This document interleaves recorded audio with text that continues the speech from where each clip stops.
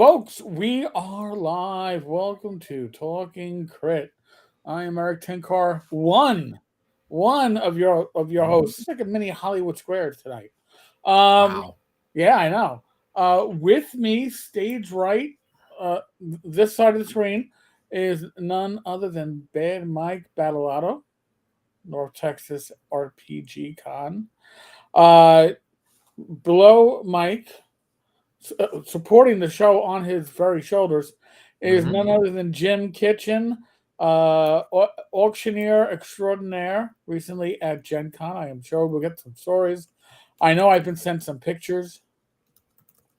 And with us tonight is Thom Wilson, Throwy Games, one of the more prolific creators in the OSR. Welcome. Hi, everyone. He's the hardest working man in gaming. This guy, his schedule is ridiculous. He's helped me do the basic expert 4 different ones, about one every year and a half, 2 years.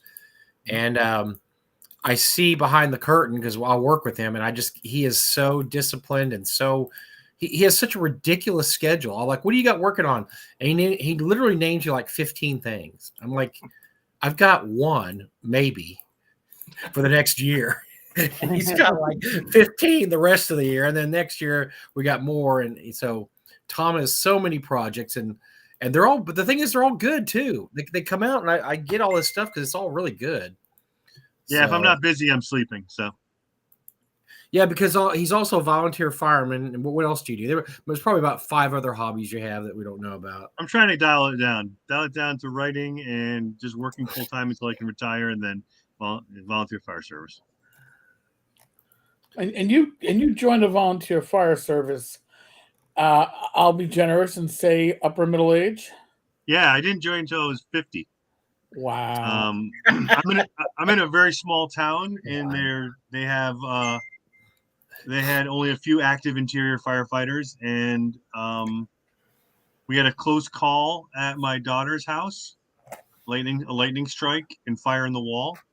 Ooh. And I knew all the firefighters, small town, and they had everyone show up, which was a handful because it's a small town. And I decided that was a good time to talk about joining, and then I did. And then they said, you got to go to fire school, and I was like, how hard is it? It's not hard, not that hard. It was hard. Doing fire school at 50 I don't recommend it. I got through it, but it was hard. I lost 30 pounds. I have an next door neighbor, Thom, and he volunteers for the local small town fire department.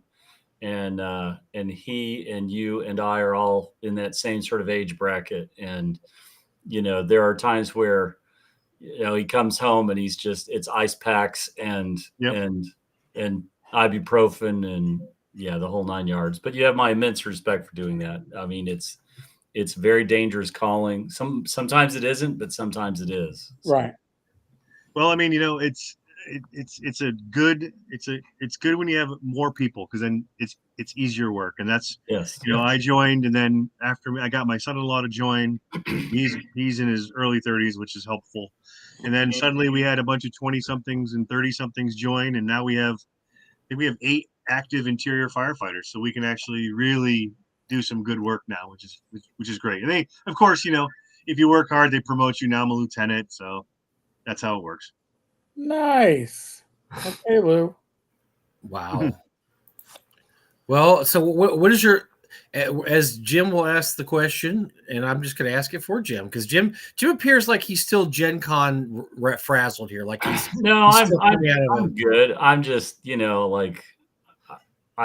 it's Tom's hour. It's not my hour. So I love questions, so just throw them so in. Really and truly, Thom, the elevator, I always ask people for the elevator pitch. If they've got a crowdfunding project, what's your elevator pitch for the project? And my understanding is we're closing in on the final minutes. So let's make sure we've got the link in the chat so people can see that, Eric. There's a shortened link on the bottom of the screen. Perfect. So yeah, this may be a first time ever we've had it actually end on the night we have the person on. So if you like this project, back it immediately, because we only have an hour or so. And it's ending 9:30 my time on the East Coast, so that'll be right towards the tail end of the show, which is kind of cool. So the elevator pitch is, I wanted to create a Shadowdark adventure that was a mega dungeon, but not a traditional mega dungeon, because with Shadowdark resource management, it's kind of hard to do full mega dungeons. Sure. Looking at a 12 level, 150 encounter area. That's it's going to be a challenge for people to use their wits to survive and manage their light resources and food resources accordingly. It's a fun little romp on down 12 levels to retrieve a family artifact that's required to save the family that's in peril. It's a great little just spelunk down under the ground. So it's my attempt at a mega dungeon for Shadowdark. Okay. And I love, it's very clean. There's 2 rewards. You can have it in PDF or you can have it in hardcover, and that's it. We're not dorking right. around with anything else. That is correct. Amen. Yeah, sometimes it gets confusing. People have so many reward tiers that I have to read it 3 or 4 times to figure out what's going on. And Yeah, but no, I've done enough Kickstarters where I just want to give people what they really want and not inundate it with tons and tons of extra stuff that's just that's going to bog the process down. So how long did it take to write? How long from where you had the idea and you said, okay, this is what I want to do and this is how I'm going forward. How long was the process? Process actually goes pretty quick for me because I write, as probably Mike can tell, I write pretty furiously and quickly. I do a lot of my writing during the winter months now. So I write a bunch of stuff in the winter months and slowly release it the rest of the way. Because in the summer it gets busier with the fire service. It gets busy. I have a cabin in Vermont that we go to every other weekend. So, and I have a lot more family obligations in the summer with the grandkids out of school and such. So I do a lot of my writing in the winter. I would say that this took less than 3 weeks to write. Yeah. Wow. Yeah. The best part is, I'm gonna say it's already funded. It's funded, completely funded, so it's ready to rock and roll. Yeah, and I added a secret $10,000 stretch goal. So I didn't release what it is, but I'm waiting to see if we actually get to 10, and then we'll talk about it.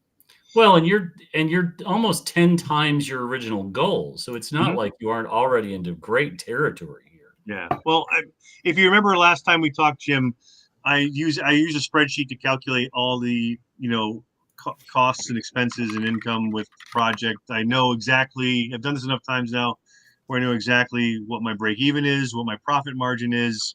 I usually end up in the 30 to 35% range for profit. Right. And that's post Kickstarter fee, not the full total that you see there, because obviously that number, that 9,000 change number, is not what I get. Obviously, Kickstarter takes their chunk. So I calculate based on what I know it's going to hopefully end up at, and then I basically figure out about 4 times. I usually say around 4 times the funding goal is about when I start making a profit. Sure.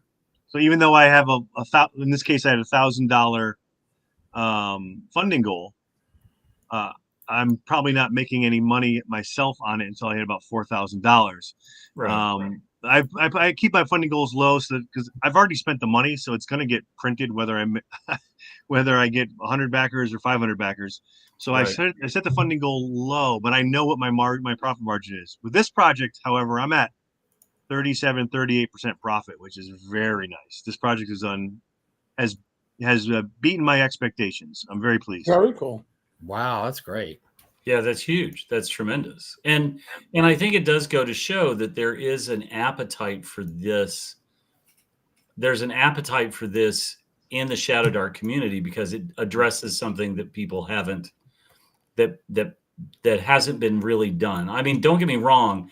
Everybody and their mom is throwing something at Shadowdark right now. Sure. But you want something with history. You want something. You want something from a publisher with history. Mm-hmm. I think we're seeing a lot of, for lack of a better word, I think we're seeing a lot of the fly-by-night publishers who are jumping on the latest bandwagon. I think every system sees that. Agreed. You're going to see that no matter what. but you have a track record, you have a solid track record, and you're known within the community. And if there's anything that's overlapped, it's very clear over the last year or two, the OSR community has wholeheartedly embraced Shadowdark, and you've already got a great reputation within that community. I think it's a no-brainer. And actually, I just backed. So, Tom, I don't want you to. I appreciate it. Yeah, Thanks, Jim. I thought I had, but I had not. Sorry. Well, I mean, the thing that I try to talk to people about when they ask me about publishing, being an indie publisher, is I said, if you're looking for the instant first project, make a lot of money, that doesn't work. You need to build, you have several projects under your belt, build that trust with the community, prove that you're going to get stuff done on time, that you're going to deliver on time, that you're going to deliver quality. I work with really good artists. Like the cover right there is Luis Prado, who's amazing. All the interior art is a new guy that I've been working with. This is my first project with him. His stuff is fantastic. I have an editor that's amazing, Josh Newey. He makes sure that my work is better than I can write it. So I put a lot of work into it because I want to put a quality product out there. But I've done 30 projects now on Kickstarter, and I have over 125 books on drive-through. I've done enough so people realize, he can kind of write, and he can deliver stuff on time. So you got to build that trust. You got to build that faith of the community, and then now I write something and I watch while people are very excited about getting what I wrote. It's very humbling and very exciting at the same time. Well, and particularly rewarding when you can give back to a community, right? Sure. I think the community recognizes the people who are earnest and are trying to support the community and trying to fill a need. And I think the community can also be very prejudicial. So there's a great question from Kennan, who's lurking about why choose Shadowdark over an OSR compatible module. So jump in on that. That's a great question. Sure. Well, I might not be well liked for my point here, but I consider Shadowdark to be OSR adjacent, and obviously anything that's Shadowdark written can be extended into anything that's traditional OSR. It's got 5e elements in it. This makes it a little bit different, but you can still run that with BX. You can still run that with AD&D. I like Shadowdark because I like systems that are simple, straightforward, quick to play, quick to learn. I've had lots of players at my table that have both played Shadowdark and love it, and also have never played Shadowdark and end up loving it. So I think it's a great system.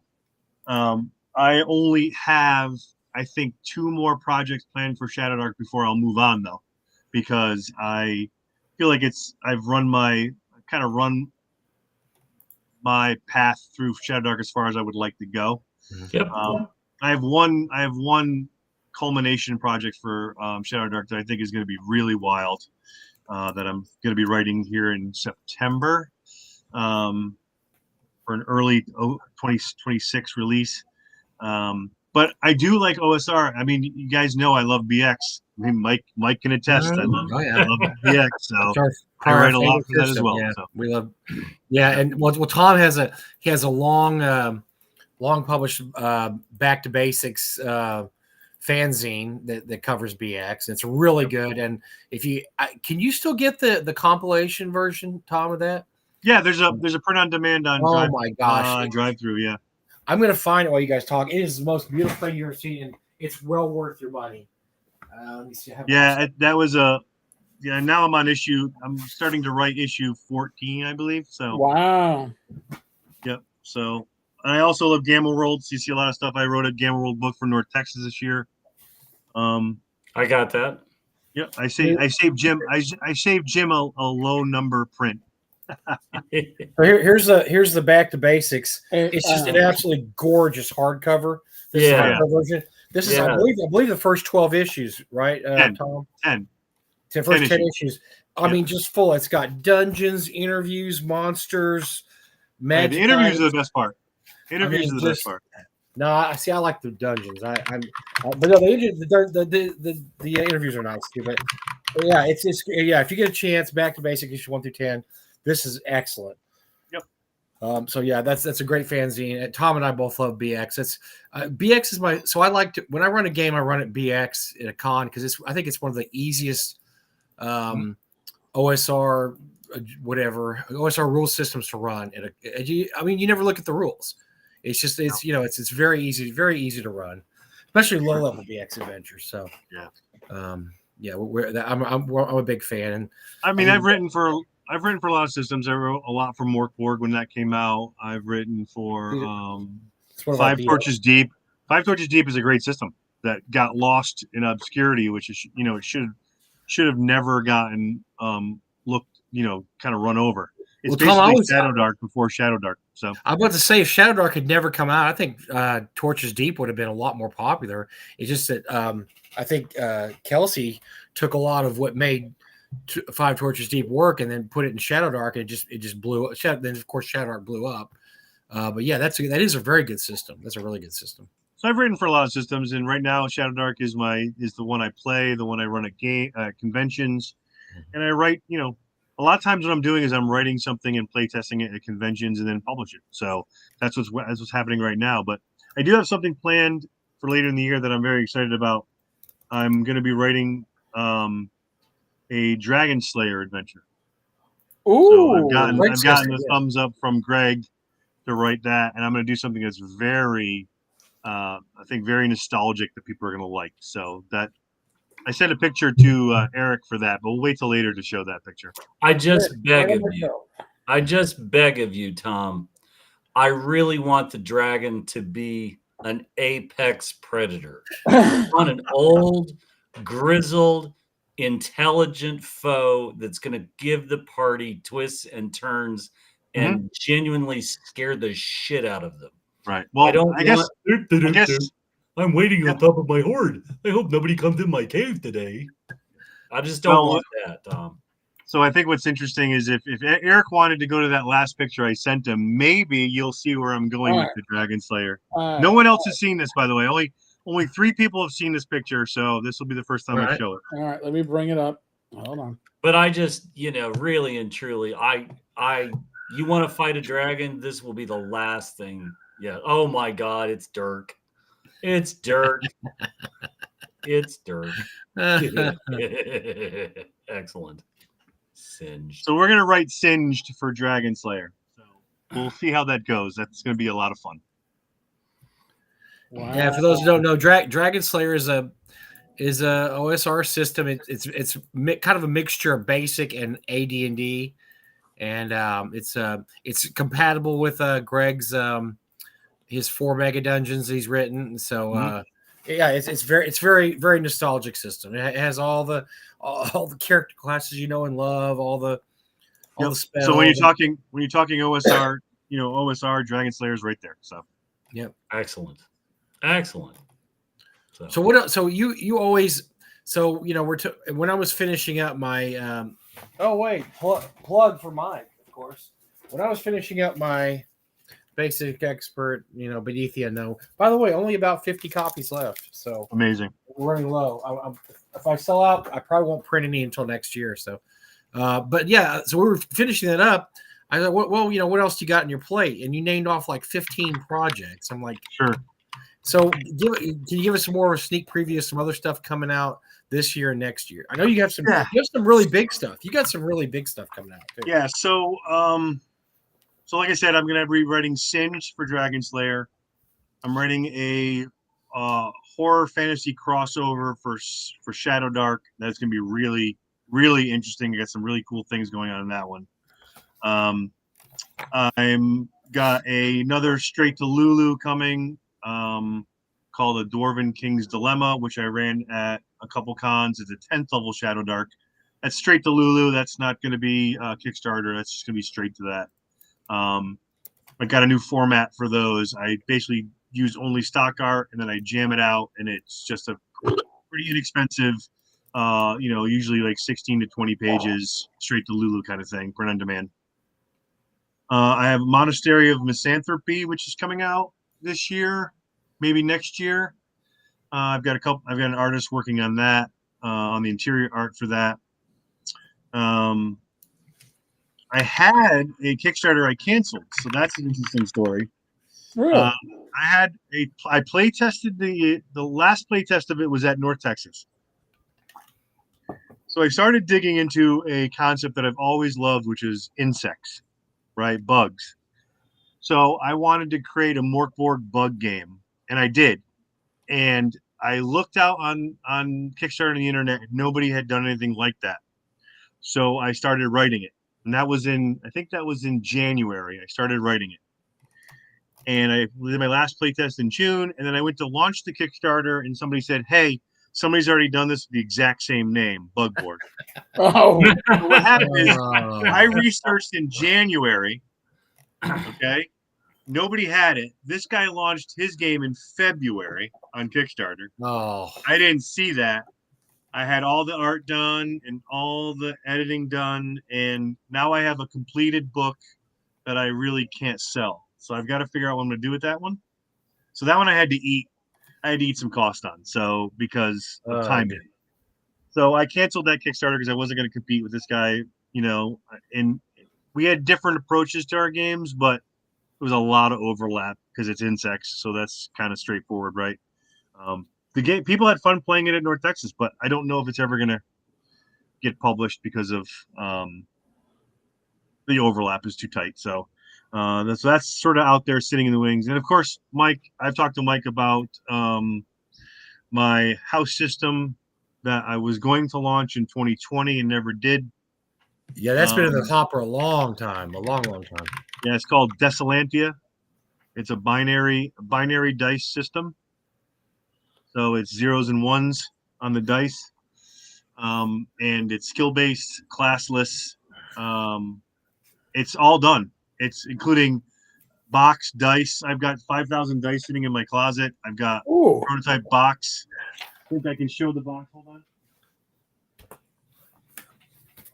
I like the way he casually rolls it off. And I have 5,000 dice in my closet. Oh, I mean, we all do, kind of, pretty much. All of us have. Hold on a second. Let me dig in you. Oh, very cool.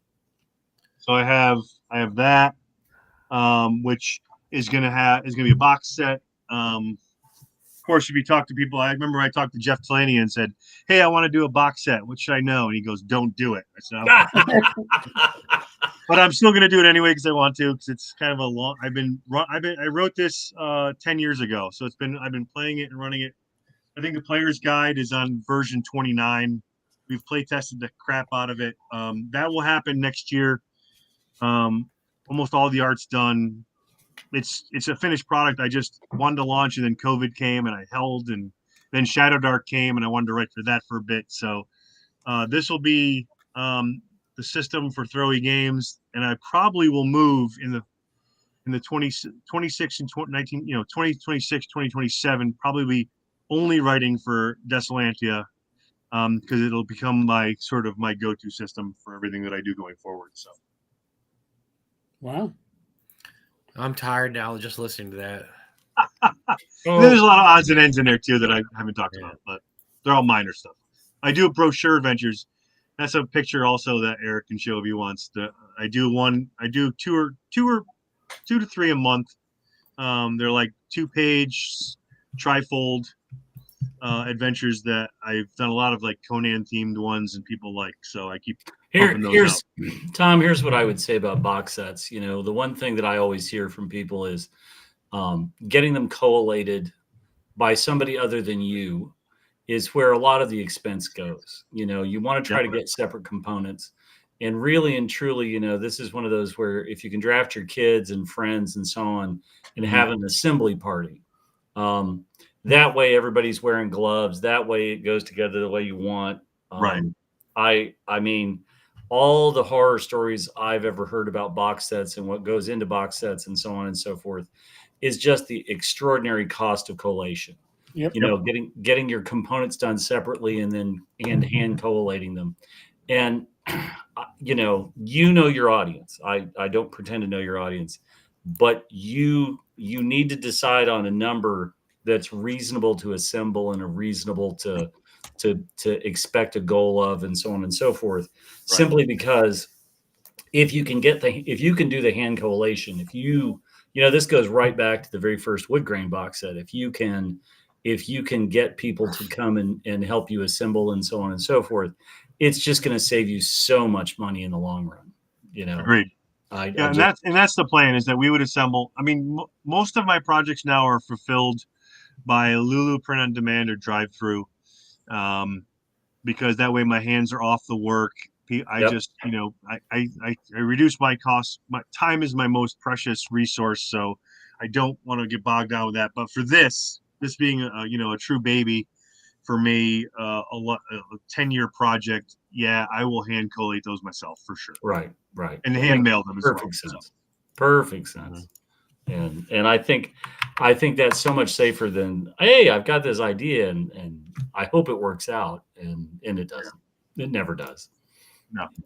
That's where the cause runs good. Sorry, go ahead. So that's just the things that I've that are kind of looming. I'm also writing for a couple other people right now that need some work from me on the side. I'm doing a little bit of work here and there for people to finish their projects, and I had a couple other projects that I postponed just for time reasons, but Well, you got another project coming out next month. It's called ShowerCon. Oh yeah, I gotta run a convention next month. Yeah. What year we're looking at ShowerCon this year? Number 7. Wow, not bad. Not bad. So talk to us about ShowerCon. Sure, ShowerCon is a small, intimate convention that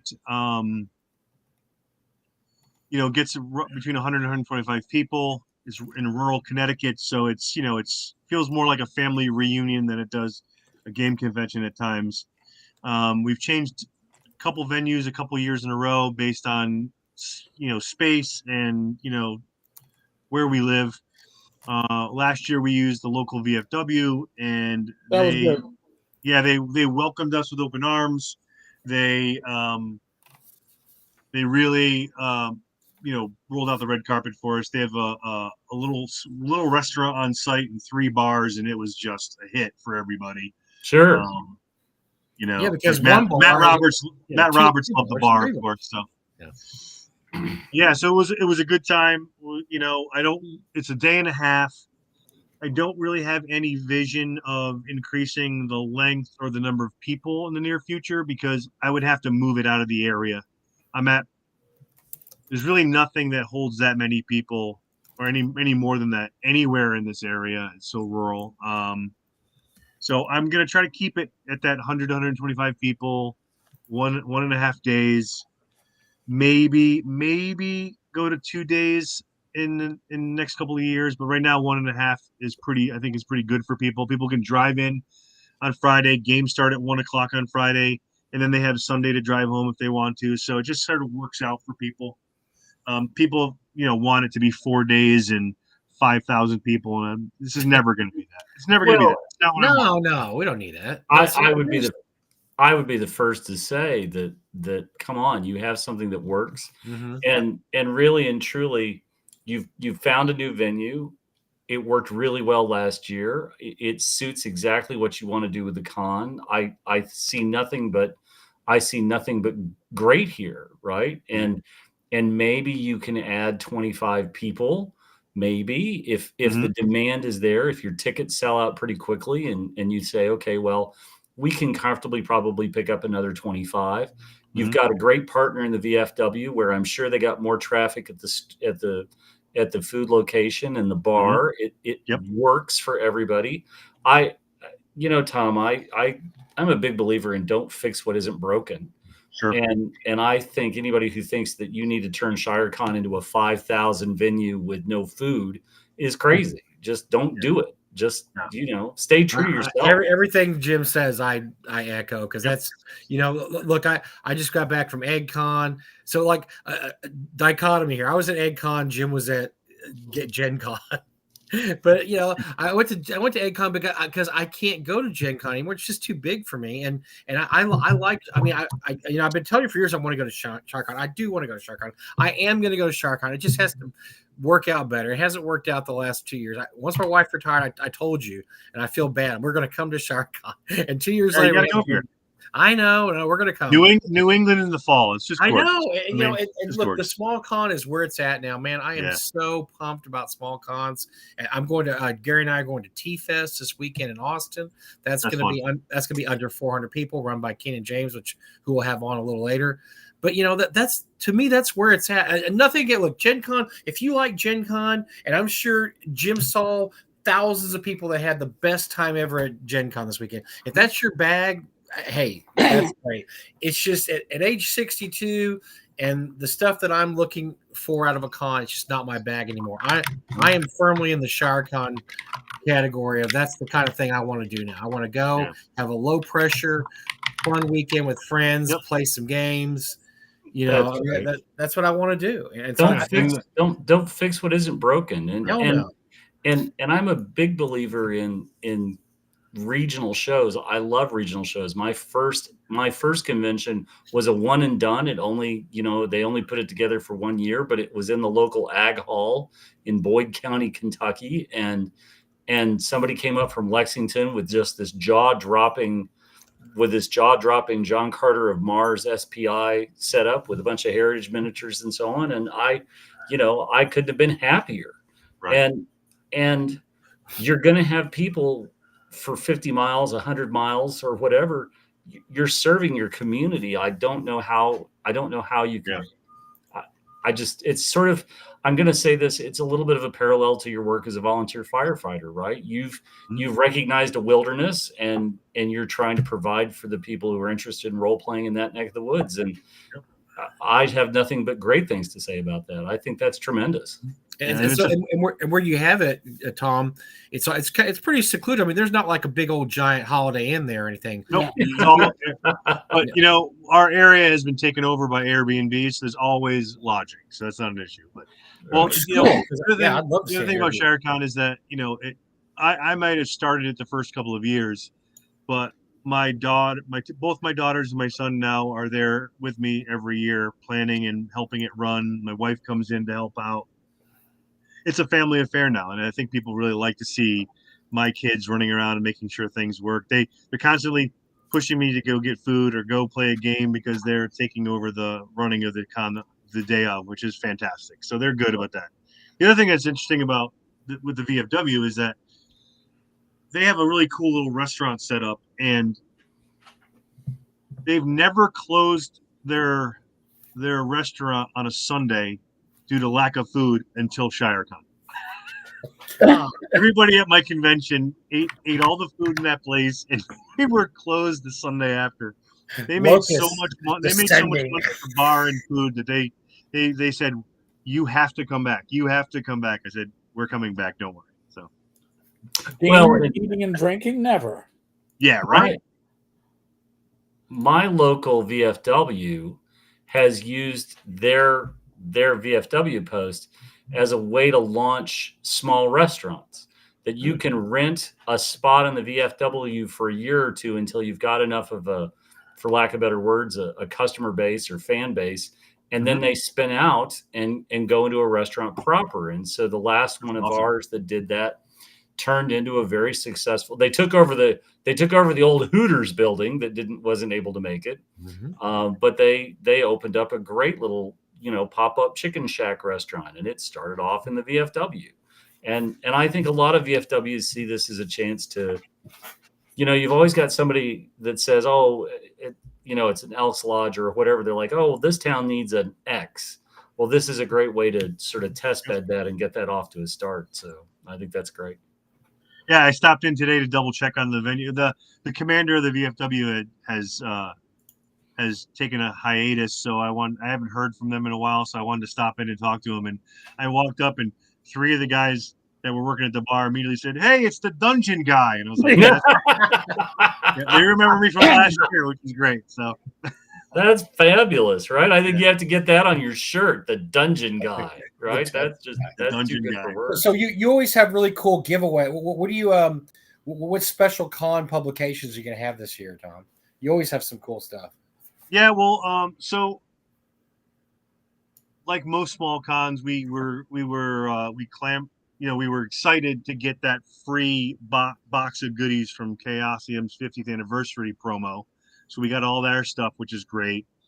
I've been getting donations from tons of people. Noah Green, he's going to get mad that I mentioned his name because he likes to be anonymous, but he donates a ton of stuff every year. Jeff Delaney's going to donate some stuff. Some small indie publishers are going to donate their stuff. I guess I was fishing, Tom, because my memory's terrible. Have I given you anything yet? I don't think I have. North Texas has not given us anything yet, but I know that you will. It's early still. I kind of forgot. Okay, I got a box. I'll get a box of goodies here. All right. We'll yeah, we always get plenty of donations, and that's just that's because people love the con and they want to help it. They know that the money that I make, goes into the next year's con and goes to the VFW. I give them a considerable donation for their for how well they treat us. This is the first year I've done. This is the first year I did a veterans badge, actually. Oh, nice. Very cool. Very, very cool. I got to figure out what I'm going to be donating for the silent auction. I mean, I did the Conan board game, and then I did Ogre, Ogre Kickstarter. Yep. It clears out shelf space. It's good for my marriage, and it's I don't have anything. I don't have anything to give him. I mean, nothing. I don't know what I'm going to do. I literally go by size. I'm like, what is the largest shelf space I can recover and make somebody happy?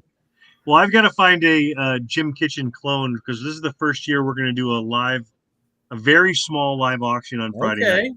We're going to do 8 to 10 items. The prices of those things are not going to be huge. We're not talking like wood grains and that kind of stuff. We're talking about maybe like the Judges Guild, real massive book, that kind of stuff. And 100% of that is going to go to the VFW. So, wow. Nice. But I have to find somebody who's willing to stand up there and get people to bid. So we'll figure that out. What flight cost to get there? Come into Bradley. Bradley is where you want to come into. So.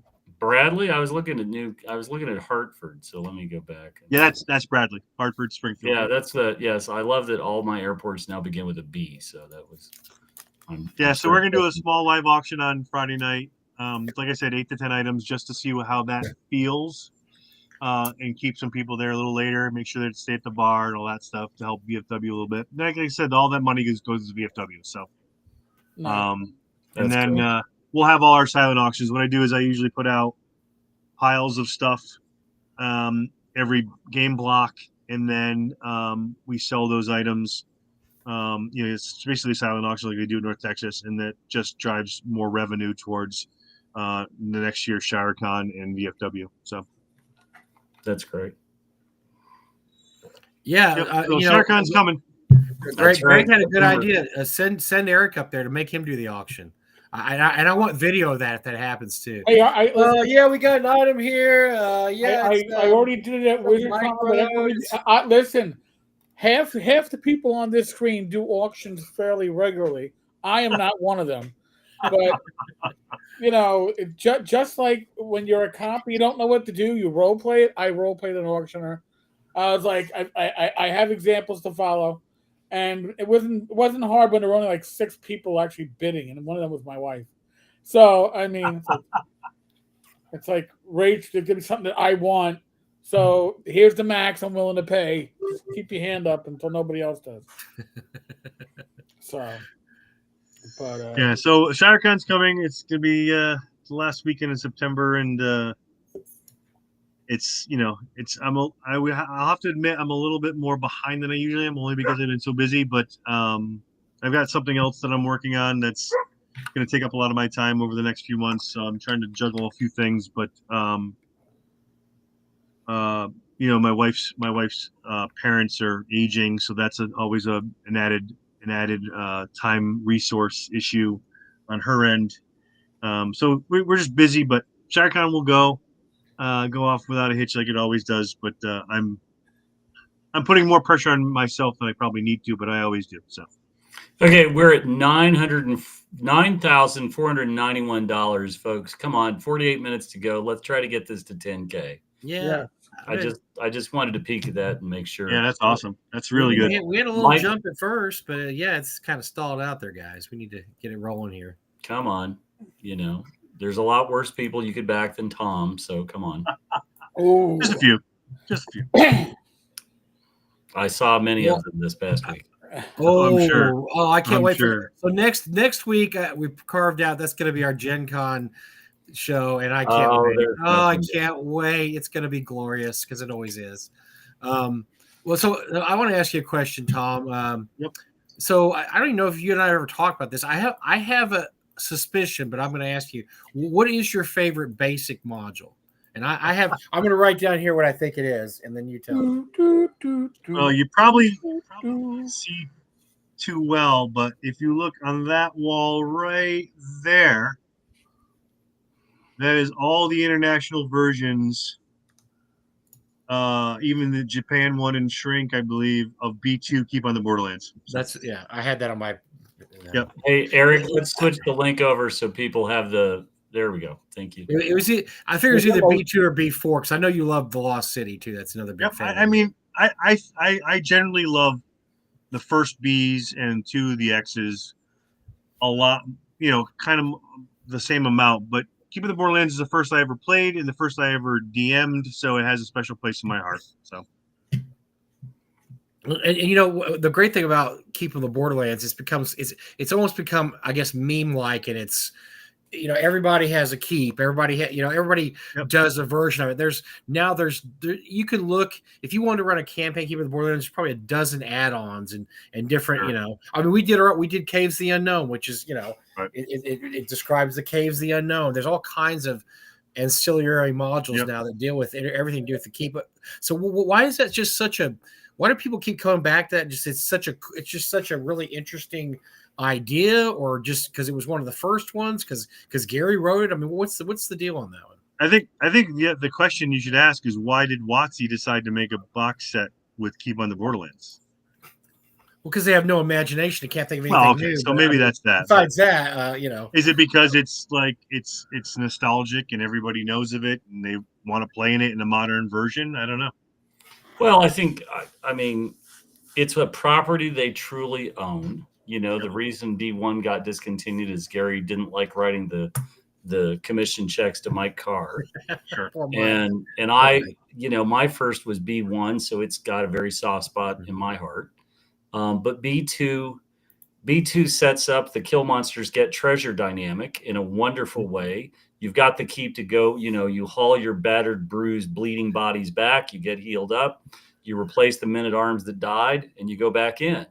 And it's a lot of, if the party, you can give the party a nudge to sort of tell them which caves they should go to or which they shouldn't. But it does set up, go out, kill the monsters, get the treasure, come back. It does sort of reinforce all of that loop. And it gets them thinking about, okay, this is what I need to do. This is what this is how we play this game. And I think a lot of people who opened the box didn't understand, like, what is this? You know, are there dungeons? Are there dragons? Are the dragons in the dungeon? You know, all that sort of hooey. But I think B2 resonates, much larger printing, so it's got a bigger fan base, but it's where so many people cut their teeth. And unlike B1, where you had to key the module, everything's keyed. And we've talked on the show before about common experience in role playing that everybody remembers G1, G2, G3 because there weren't a lot of modules at the time. No. And if I say Bree Yark in a crowded room at a convention, I literally will watch people go, huh? And that's my, okay, I know what your first module was. And that's a great litmus test. That's a fun litmus test. So it's also the first time. It's also the first time that we got introduced to sort of that Gygaxian way of, if you go left, it's a kobold, and if you go right, it's a minotaur. Like, you're screwed. What are you going to do? I think it really early on introduced, at least from my generation, that it's okay to run. It's okay to run. Yes, GTFO, because it's going to own you, and you won't like what happens. It's what's cool about it is it's very unique in some of the first modules, and it blends all three of the dynamics there. You have your city adventure, which is basically the keep, and there's lots of stuff you can do in the keep if you have a good DM. You have your wilderness adventure because there's all kinds of wilderness areas, and there's the travel. And if you're a good DM, you're going to make the travel to and from the Caves of Chaos, exciting. And then, of course, there's the dungeon aspect when you get to the caves and you have to map. So it blends all three of those together better than really almost, I think it does better than Village of Thom. There's a lot that kind of have those aspects, but Right. I think that's perfect how it does. And I've run that adventure as a campaign starter a lot, or I'll run it like, I remember back in the day, we're like, okay, we need something to do this summer. What are we going to do this summer? I'm going to run Keep of the Borderlands. Oh, no, look, seriously, it's going to be great. We're going to start in June and we'll be finished by August. It's going to be awesome. Yeah. And we would have a blast. And it was the first module I ever ran online back when I used Skype and a whiteboard. And I ran an online B2 and they had a blast. And it just like I said, there's so much you can do depending on which way the party was going. The party I did online, they were very much into role playing their characters. And so we had a blast in the keep because there was a lot. I made all kinds of intrigue and stuff in the keep. And it turned out below the keep there was a dungeon nobody knew about, and I populated with assassins, blah blah whatever. But they had to deal with everybody in the city and find out something was going on, and they loved that. That's what they wanted to do. They wanted to.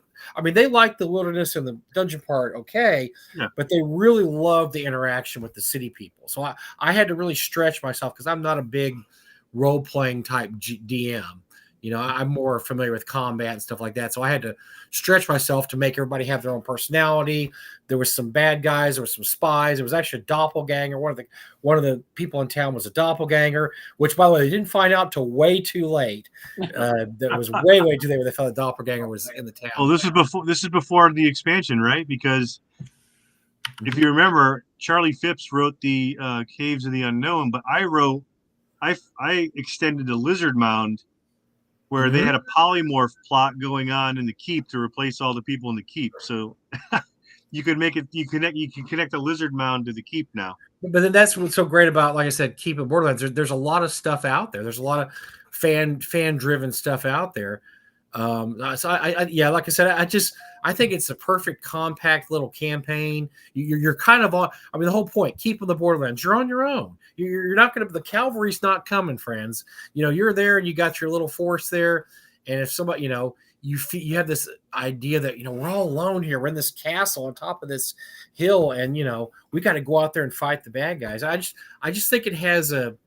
Early Gygax was able to give you a mood that a lot of people.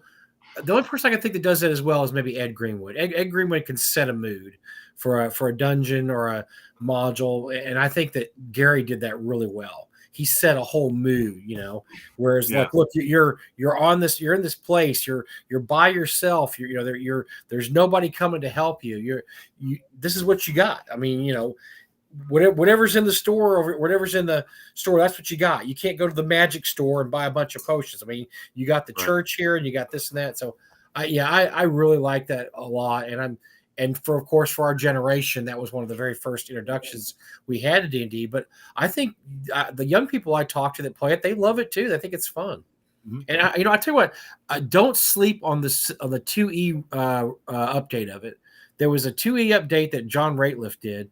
The Return to Keep of the Borderlands? Return to Keep of the Borderlands. I thought he did a really good job. That was good, yeah. Yep. He had some really interesting little add-ons he put in there. I mean, it's basically a redo with some new stuff. And I think he did a really good job with that. It's I think it takes place like 50 or 100 years later or something like that. Yeah, so I think, well, there's some of the characters from the original are in that one, but they're older and they've maybe it's not 50 to 100. Maybe it's I think it's like 15, years. 20 years, yeah. Yeah. But yeah, no, I always include stuff from that adventure when I run Keep of the Borderlands also. Damn, that makes me want to start playing Keep of the Borderlands again. No.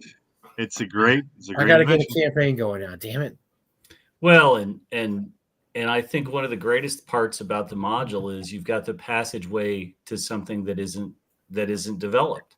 That this you've cut your teeth DMing, you've cut your teeth running a party through it, and now here's the great lead for you to pick up the ball and get your own campaign rolling. And I don't think people praise that enough. And I think it's one of the most genius parts of the module is that that's why I love Moldvay's The Lost City, because he did that very same thing at the end of the book. He said, here are 20 places that you should expand on your own. Yes. Great.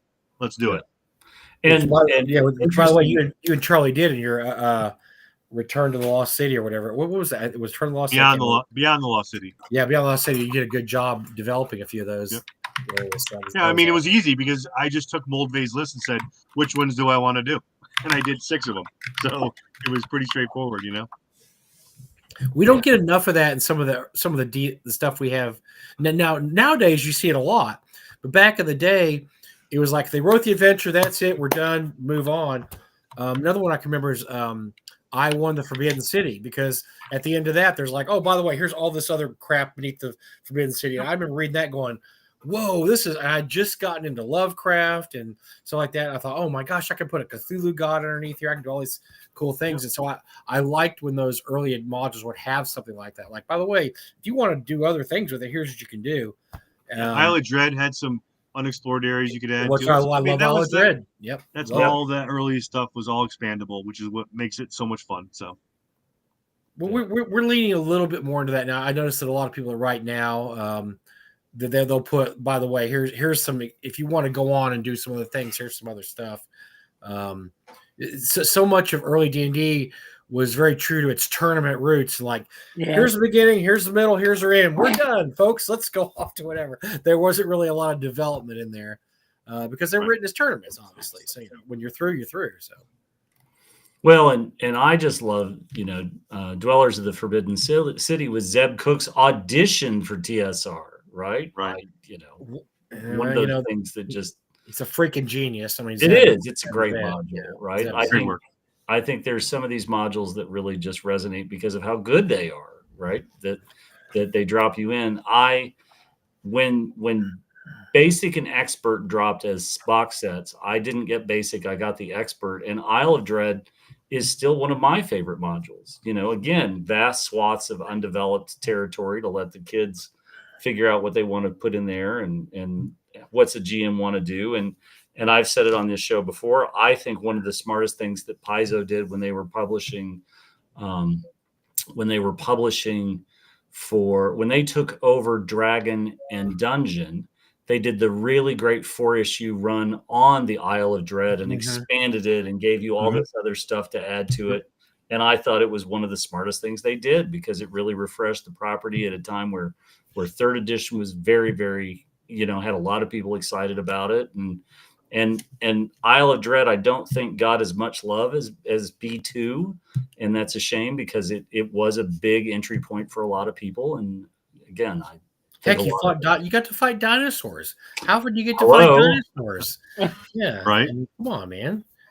My 10th level fighter versus a Tyrannosaurus Rex. Come on. I mean, here it is. Boom, let's do it. Yes, with their tiny arms and big teeth. So okay, where are we now? We've got to cajole a few more people. Let's see where we're at. We're at 350 backers. We're at 34 minutes to go, and we need another roughly $333, people. So figure it out. Go back. Do we? Well, Tom, why don't you go wild and hit 10? Why don't you go on another show real quick and do that, then come back to the show, and then we'll then get another show after that. You can do like 3 shows. Don't you think if I could get on a better show, I would? Wow. I'm almost hurt. Almost. Damn. I've been on this show so many times now, so it's fine. Damn, dude. Cold. Ouch. Well, I guess let's talk about our next guest, Ken and James, because this guest sucks. Yeah, whatever. I'm gonna send Ken a link, and we'll get him on a little bit. And it was fun. It was fun sitting across Ken and James at North Texas, and with the IPU booth and him, and we chatted about a lot of stuff throughout those few days. He's a good dude. He's a good art man. He's such a good artist, but he's a good dude too. And I'm excited for T-Fest this weekend. I wish SharkCon was as close as T-Fest. We could drive to T-Fest, which is awesome. Yeah, but it's a regional show. Yeah, but look at all the regional shows that have popped up the last 3 or 4 years. And I think it's really amazing. I think it's so good for the hobby too, because that's how it used to be. And that was the 80s. The 80s had all these regional shows. I remember going to so many conventions in the 80s, and they were all about 500 people. I mean, that was it. Right. And you go in, there was a little bit of everything, but it was just so cool because they all had different kind of themes, and they would concentrate on either board games or the first. I remember going to there's one called Dallas Fantasy Fair, and that was the first big convention I ever went to. That was in Dallas in the 80s, 90s, and they had a little bit of everything. They had comics, games, science fiction. But until I went there, I just went to these small cons, and they were all, like I said, 500 people or under. But that's where you could actually it was cool because you could actually meet people, you could game, and usually they were cheap, so they'd have like one special guest, like one guy you kind of heard of him, but they didn't. I remember one con I went to in the 80s had Mark Miller, which was just like of Traveler fame, and that was like the biggest guest I'd ever seen at a con ever up to that point, because he was at like a con with 500 people, and I believe I was too shy to go up and say hi or talk to him, which, because it's Mark Miller. He's done Traveler. But yeah, usually you didn't have anybody like that. It was some dude that you hadn't really heard of, my first con was in 1984. I went to Mass Confusion, which was the con before Total Con. Right. And there I met John Wheeler and Peter Rice from the Companions, and I was that 15 or 16-year-old kid kind of hanging out at their booth for half a day talking games, and they were real good guys to me, and they convinced me I could be a good game master, and I spent half the money I brought with me for the whole weekend on one of their books. so they were great guys, and I love the Companions' work, and but that kind of was small. It was like at a technical school, I want to say, at the time. And now look at Total Con; it's massive. So yeah. No, I went to some unnamed. I don't remember. It was at Columbia University. It was 1986, and all I knew was that they had an AD&D high level game on the sheet, and me and my friend signed up for it, and I had a great time. I was invited not to return. Because, wow. What is this story? Because I used my druid in 1E to the fullest extent. Rock to mud, when you then spell it afterwards, can destroy a dungeon. And since the idea was to win, not just slog through, it's what I did, and the DM had to agree that I was right. My friend Andrew was invited back to the Columbia University's game group, and I was told, yes, no, you're not. God, but it's where I got my second edition RuneQuest books. RuneQuest, Pavis, Big Rubble, got the whole set for $20. I had to borrow $5 from one of my friends because I didn't come down with enough money. But it was awesome. I got a lot of gameplay out of those RuneQuest rules. And I didn't go to another con for another, 7-8 years until I went to Gen Con in like 94. So I mean, it was a city experience when I was young, and it was a lot of fun. But Mass Confusion, it was our whole D&D club in high school went. We had 20 kids, and we raised money to go by doing what we called a dragathon, where we played D&D for 24 straight hours. Oh, and we had our family members sponsor us by the hour, and that raised enough money for us to all drive to Worcester, Mass, to play in that stay for the weekend and pay for 2 chaperones. Wow! And then our gaming group, I think we had 8 of us played in the tournament, and we had the honor of being the first one eliminated. Our wizard cast a fireball at some lizard men, bounced off the back wall, and eliminated the party. We were out. I think we lasted 15 minutes and we were done. But by the way, so just speaking of that spirit is still alive, because when we played in Alan Hammock's Ghost Tower at EggCon, the first room we went into, there was a bunch of bugbears, and the mage of the party says, "I'm going to cast lightning bolt," and everybody went, "Ah!" Because it was a small room of stone walls, and Alan was like, "Nobody can," and we're like, and he goes, "Does it bounce?" And we said, can we? He goes, yeah. He goes, you're mage, you know it bounces. Yes. And they go, oh yeah, I'm not going to cast that one. I'm like, okay. And we're like, don't cast fireball, because he had fireball and lightning bolt, which 2/3 of the spells. But yes, he almost that would have been. We were all in combat at the time. That would have been really A mess. really magnificent. Yeah, that'd been awesome. Oh God. oh. One of my best friends went to a lot of those early Mass Confusion cons, and I've heard all the stories. And interestingly, the modules for Mass Confusion, the early convention modules for the most part were underprinted, and Mass Confusion, all of the modules were overprinted. And then there seemed to be even more printings after the cons. So, I always tell people you should keep an eye open. If you have fond memories of Mass Confusion, keep an eye open for the modules, because they're not really rare, and they're out there. I have all but one, actually. I have all but one. Yeah. And actually, the one that we played in where we all died was the Tomb of St. Duncan. And if you actually read the very first encounter area, it does say DM hint. If the wizard casts fireball here, pay attention, because it's going to eliminate the party. So the DM ran it exactly the way it was supposed to go. So yeah, the Tomb of St. Duncan. I have 2 copies of it. It's I'm only missing one of the Mass Confusion books. It's on my to find list. Which one? I think it's the Condo of Dr. Demento, but it might be the other Dr. Demento. I forget. I think it's there's so many fakes out there too, which sucks, because it's okay. Okay, look, there's fakes out there, big deal. But the problem is that people charge what the original should be for the fakes, and that's a in my opinion. If you're going to do a fake, just say, look, this is a. You can tell that they're not. That's not the original. You can look at them and tell. But the Mass Confusion modules have they become such a huge reputation, because they're one of the few tournament modules that you can still find now. Yep. But unfortunately, like I said, there's so many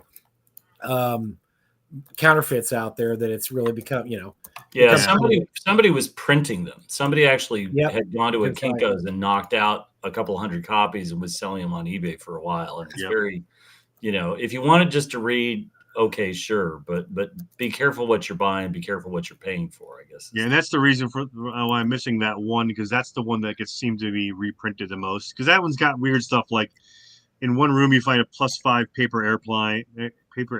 It's got some weird stuff in it, and I think people want to see that. And it's hard to find a real copy of that. So yes, I'd agree. Very true. Very true. So I just, Thom, it's always a treat when you're on the show, right? I wish more publishers were as centered and grounded and as decent a part of the hobby as you are. I think we're very lucky. We've only had one guest in the last year where Mike and Eric and I, as soon as the show is over, is like, can you believe that guy? And we actually need to have that guy back on again, because there's been more shenanigans. Yep. But really and truly, you're just such a treat when you're on the show. I'm so happy the project's done so well. If anybody's going to take us on a big dungeon crawl in Shadowdark, you're the guy who can pull it off. I appreciate that, Jim. Thank you. Thank you. And this is the perfect antidote to Gen Con, right? Where Gen Con is something so large and so many other things. And really and truly your roots are so deep in the right aspects of the hobby. It's a real breath of fresh air. Well, I've been very lucky in my life to make the right decisions and choose the right things in a place where, I'm very fortunate where I can spend some time and write some stuff, and I'm not looking to squeeze every dime out of everything I do for my own personal gain. I can sell things at a lower price point so that people can get something of good quality for pretty inexpensively. I mean, that $29 POD, that includes my printing cost in that. You're paying so that's a $15 book to print. So you're really paying $14 with shipping to get a 150 encounter area, 12 level mega dungeon. So I do that because I just enjoy doing it. So I'll give back as long as I can. Well, and that's all anybody could ask for, right? Whoa, hold on. We got to interlope. No way. There's a troll in our pantry. Oh, Kennan's here. Hello. He's not Hello, yet. fellas. He's in his cave. He's in the Kinnan cave. He's been keeping up with us, I think, on the chat. So he's I have. Yes. we don't have to fill him in. He's all up to date here. He knows what's going on. Well, Kenan, it's great to have you. And you've got your con coming up this weekend, T-Fest, your small con. So the subject tonight's been small cons and small publishers. So yeah, that's tell us a little bit about T-Fest and what's going on with that. Yeah, we're excited. We might be a bit over ambitious. It sounds like we're going full three days on our first con, so we'll see how that goes. You've already beat Tom. Tom's too lazy to do that. He just told us. Hey. I don't feel like it. I don't feel like it. Yeah, it made me kind of nervous listening to Tom, because I was like, oh man, are we going too hard this first year? But we'll see. Well, Texans are always tougher than New Englanders, so that's. Shots fired. Yeah. You come up here in the middle of winter, Mike. We'll see what you think. I did once. It was called SnowCon, and it sucked. I'll never go back. I'm sorry. I lived in Minnesota for 12 years, and I have yet to thaw out. Right? Yeah. Jim wins. Jim wins. I've been to Minnesota in the winter. It's not good. Jesus. Not good. So Kenan, are you feel like you're ready? Do you feel like there's just your hair's on fire and you're running around putting it out? I feel like I'm ready. I've got a good team. Shout out to Anthony, Michelle, and Tyler that are helping me out. I haven't been this anxious since I had my last kid. So it's weird. Like I just wake up at 3 o'clock in the morning and just stare at the ceiling, and I've just been doing a lot of pacing, but yeah, I think we're ready. So well, and I guess what I have always said is that these sorts of things are a lot like a wedding, where something's going to go wrong, and what you don't do is you don't panic. You don't, right. You work the problem. Don't let somebody who's hysterical like start to derail you. Just say, okay, well, this is how we're going to fix it, and this is it, and it's done, and we've moved past it, and we're moving on. Right. You don't want the drama llama. There's just no point. And remember, Kenan, you're not putting pacemakers in babies, okay? You're running a con. Yeah, that's right. Exactly. It should be fun and really, a lot of the people who are there are people who recognize who you are. They want to be a part of that experience. They might be familiar with other things locally. They might be familiar with NTRPG or what's the other convention? Long Con. They might be familiar. And the Long Con guys will be there, along with Gary and I will be there too. So the two cons will be representing there. Greg Gillespie will be there, and Jeff D's coming, right? Also, yes. He's gonna have Jeff D and Diesel. There. And it's the first convention I've heard of with a range day. I think that's just splendid. Oh wait, no, sorry, that's next year. But I'll come for range day. I'm there for range day. Wow, So that's a pretty hefty lineup for your first year there. Well, it helps that Jeff D and Diesel both live within like 5 miles of Pflugerville, so that helps. Take advantage of that, because we had our first con in North Texas. We said, who lives nearby? Janelle Jaquays, Dennis Astaire. I mean, we're like, who? Jason Braun. These guys only had to drive, And then Doug finally said, well, we'll fly a couple people in, but we were cheap, man. Who can drive to our con? Yeah, Sandy Peterson lives down the street. That was kind of. We're going the budget route this year for sure, but we already have plans for next year, so hopefully next year will be bigger and better. So we'll see. Well, but take it all at a pace, right? Get through the first one, and then come Monday you're going to do that after action review where you're. You have a famous writer that's right up the street in Dallas that I mean, he might come to your con. I have that. I have that module. Yeah. That guy. When he shows up with his box of 50, make sure you put him in the very back of the hall. Wow. Way in the back of the hall. Nice. Ow. So. But by the way, there will be copies of that at the con. Thanks for the pitch, Jim. But also, we're going to be bringing. Greg Gillespie did a special 200 print module, a barrel maze module. Yeah. Thank you, Tom. Look at this. Tom's awesome. I'm helping you out, Mike. And this is the only. Greg is kind of like Tom. This is it. He's printing this one print run 200, and that's it. And so we're going to be bringing some to the con, and Greg will be there to sign them. It's really good. I've run it twice. I did the cover. Yep. Oh, you did the cover? Well, Yeah. I mean, yeah, that guy. I think Ken's done some art for it. Yeah. I don't know if you know it or not, but this Kenan guy draws. Man, Mike. he's I didn't wanna, everywhere. like- He does all Yeah, I kinds he's of draw got a a little little art bit. for him, yeah. Yeah, I draw a little bit. Yeah. Yeah, he actually, his artwork is really, really good. He's done a lot of interiors for Greg stuff too. And what project you've got an art project that you've done or is coming up featuring your art? Man, I've got a lot of stuff going on. I'm doing stuff. I'm always doing stuff for Greg. I'm doing some stuff. I'm looking at my board right now. I'm doing some stuff for Dungeoneer Games, the Merry Mushmen, Thale Publishing, Necrotic Games, some stuff for Scott Peterson, and yeah, that's my lineup so far. Yeah, you don't have time to do a con. Just call it off. You have What? no time. Yeah, I don't know what I was thinking, but as if I didn't have enough stuff going on. But here we are. So You're tell us good. the origins. I think this is a great story.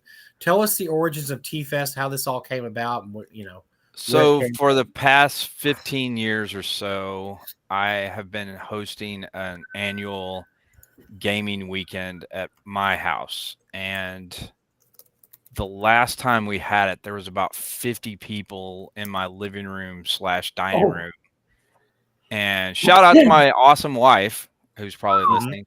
But she was like, okay, we need to like turn this into a real con, or and I'm not I was cleaning up cool after just you I was guys. cool just shutting it down, but some of the guys were like, oh no, we're gonna turn this into a thing. So originally we called our con our weekend Geek Fest, and that was like that for a good 8 years or so. And then one of our buddies who was just like one of my oldest friends, and like the big brother I never had. I met him in high school. He was working at the local comic store when I met him, but his name was Terry, and he passed away. He had lifelong health issues, and so I named our gaming weekend Terry Fest for him. And then when we turned it into a real con, I just shortened it to T Fest, just so like we wouldn't have to explain it every time about Terry Fest, and we just call it T Fest. So that's where we're at.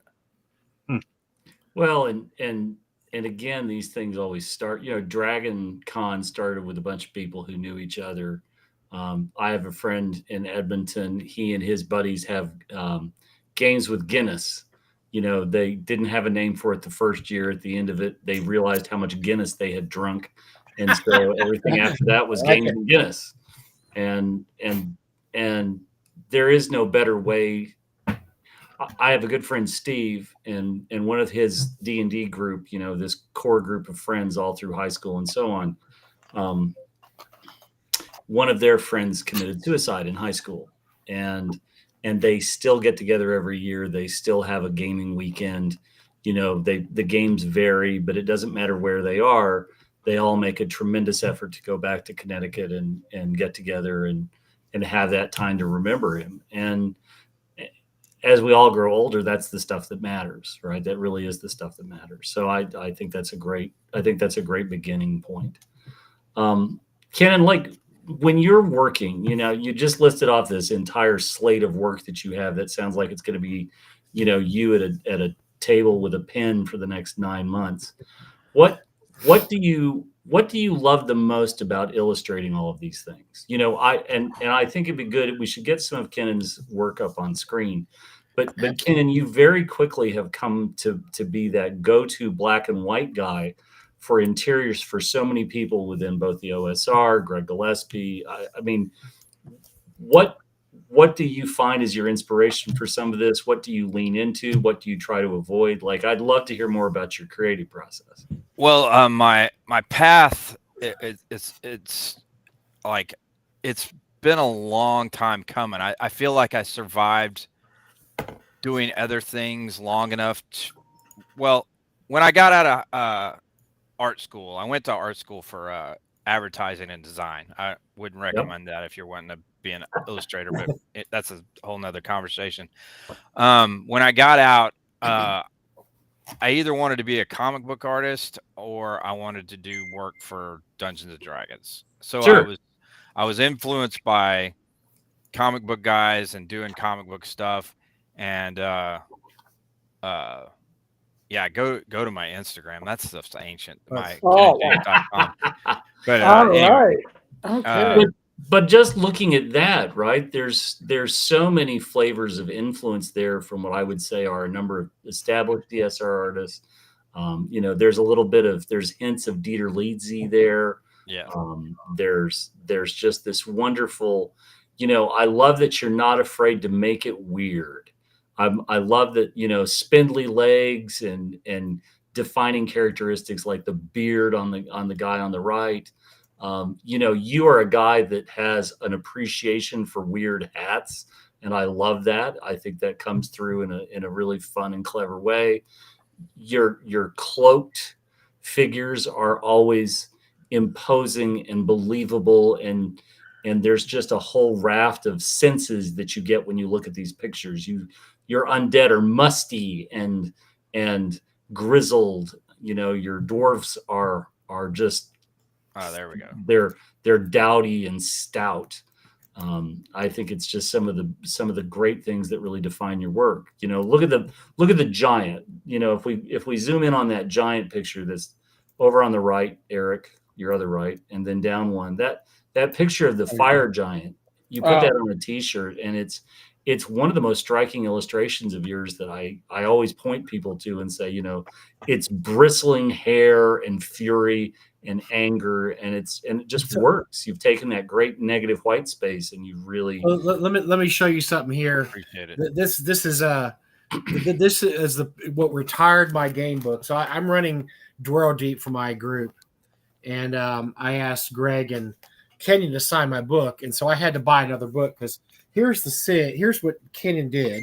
Oh, geez. My book, and I can't use the book anymore because it's got a word in it now. I didn't do it so you couldn't use it. So now I have the backup book over here that I use because they made this into a work. Kenyon made this into a work of art. I'm like, I can't use that anymore. So bring your. We will have I am going to bring some Dwell Deep and some of this Greg stuff. I have two small boxes of stuff, so I'll bring some Dragon Slayer, Dwell Deep stuff. But if you can, get Kenyon to sign it and ask him very nicely if he'll draw a little sketch in there. And I will 100%. He'll do something incredible like that. Well, and here I'm going to say this. I'll cover it my face in here a second. But at North Texas, I got several of Kennon's originals that I was very happy to buy. These are just the ones that were within close reach of me. Here, let's switch over. Hold on. Sorry, not to be difficult. No, you're not. It just takes me a moment to. Oh wow, yeah, that's nice. Isn't this just this? Look at the level of detail in that. He's crazy. He's large and he's imposing, and you can just hear him squeak when he walks. Hold on a second. And then this is another great example of Kennon in negative space. That black with just two beady eyes. Just you can see this coming down the hallway. That blade, it's not mold spores, right? You just know. Then, of course, I'll lean into stereotype. And then the other, of course, I saw this and it was just so Frazetta-esque. Oh, yeah. Oh, God, right? Yeah. Just absolutely spot on. And I think, Kennon, that's what's so exciting about you as an artist is that you've got this versatility to pick and bring out all these various things to your work, and it's just great. I can't say enough good things. I bumped into Kennon the first time at GaryCon a couple of years ago, and I was awestruck. I think very rarely do we have somebody who comes along. There's no shortage of black and white interior artists for RPG products, but most of them are. I think they fill spots and they're okay, but there are a couple of people, and I include Kennon in this category. I include Stefan Poag, that deliver black and white artwork that really it doesn't fill. It's not filler. It actually puts something different and injects it in that corner of the page or the half a page. And I'm very sparing in those comments. And so really and truly, Ken, when I found you at GaryCon, I was just thrilled to death to find your work. And I bought several pieces since. So. Well, I appreciate it. Thank you. I'm gonna say, it's pieces like if I can get this to zoom in, like this, that makes me think about the early Games Workshop, the White Dwarf, Yep. early Warhammer. That is that gritty black and white feel that I remember and totally enjoying from that era. That it's hard to find these days. And really, that is spot on. Even that classic Western monk still has, to me, that feel of classic Games Workshop before they went to 11. When it was really something that, as an American, I could appreciate as, wow, it's a lot different than our regular American artwork, and damn, it's cool. It is awesome. So yeah, no, this is damn good stuff. Thank you. Well, my first time I saw Kennan's work was in the Dragon Slayer rulebook, and when I turned to the devils and demons section of the monster part of that book, that's when I was like, "Holy mackerel, this stuff's awesome!" Yeah, Kenan, your demons and devils in that book are probably like my favorite representation of those creatures of any monster guide I've ever seen. So they're phenomenal. Yes. Thank you. Yes.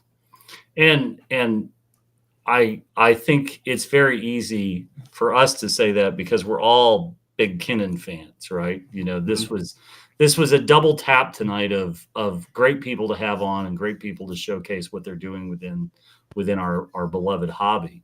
But it's great to have two creatives on. Oh, look, wait, zoom in on that red Sonya. There's a story there. Oh yeah.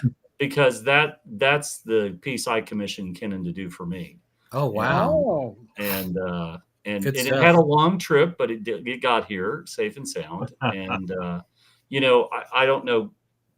Whenever I do a commission, I normally don't give anybody instructions. I just say, hey, could you do this? Could you do this character? And Ken and I hope that was an easy enough process for you. Oh yeah, for sure. But I just thought it was a home run.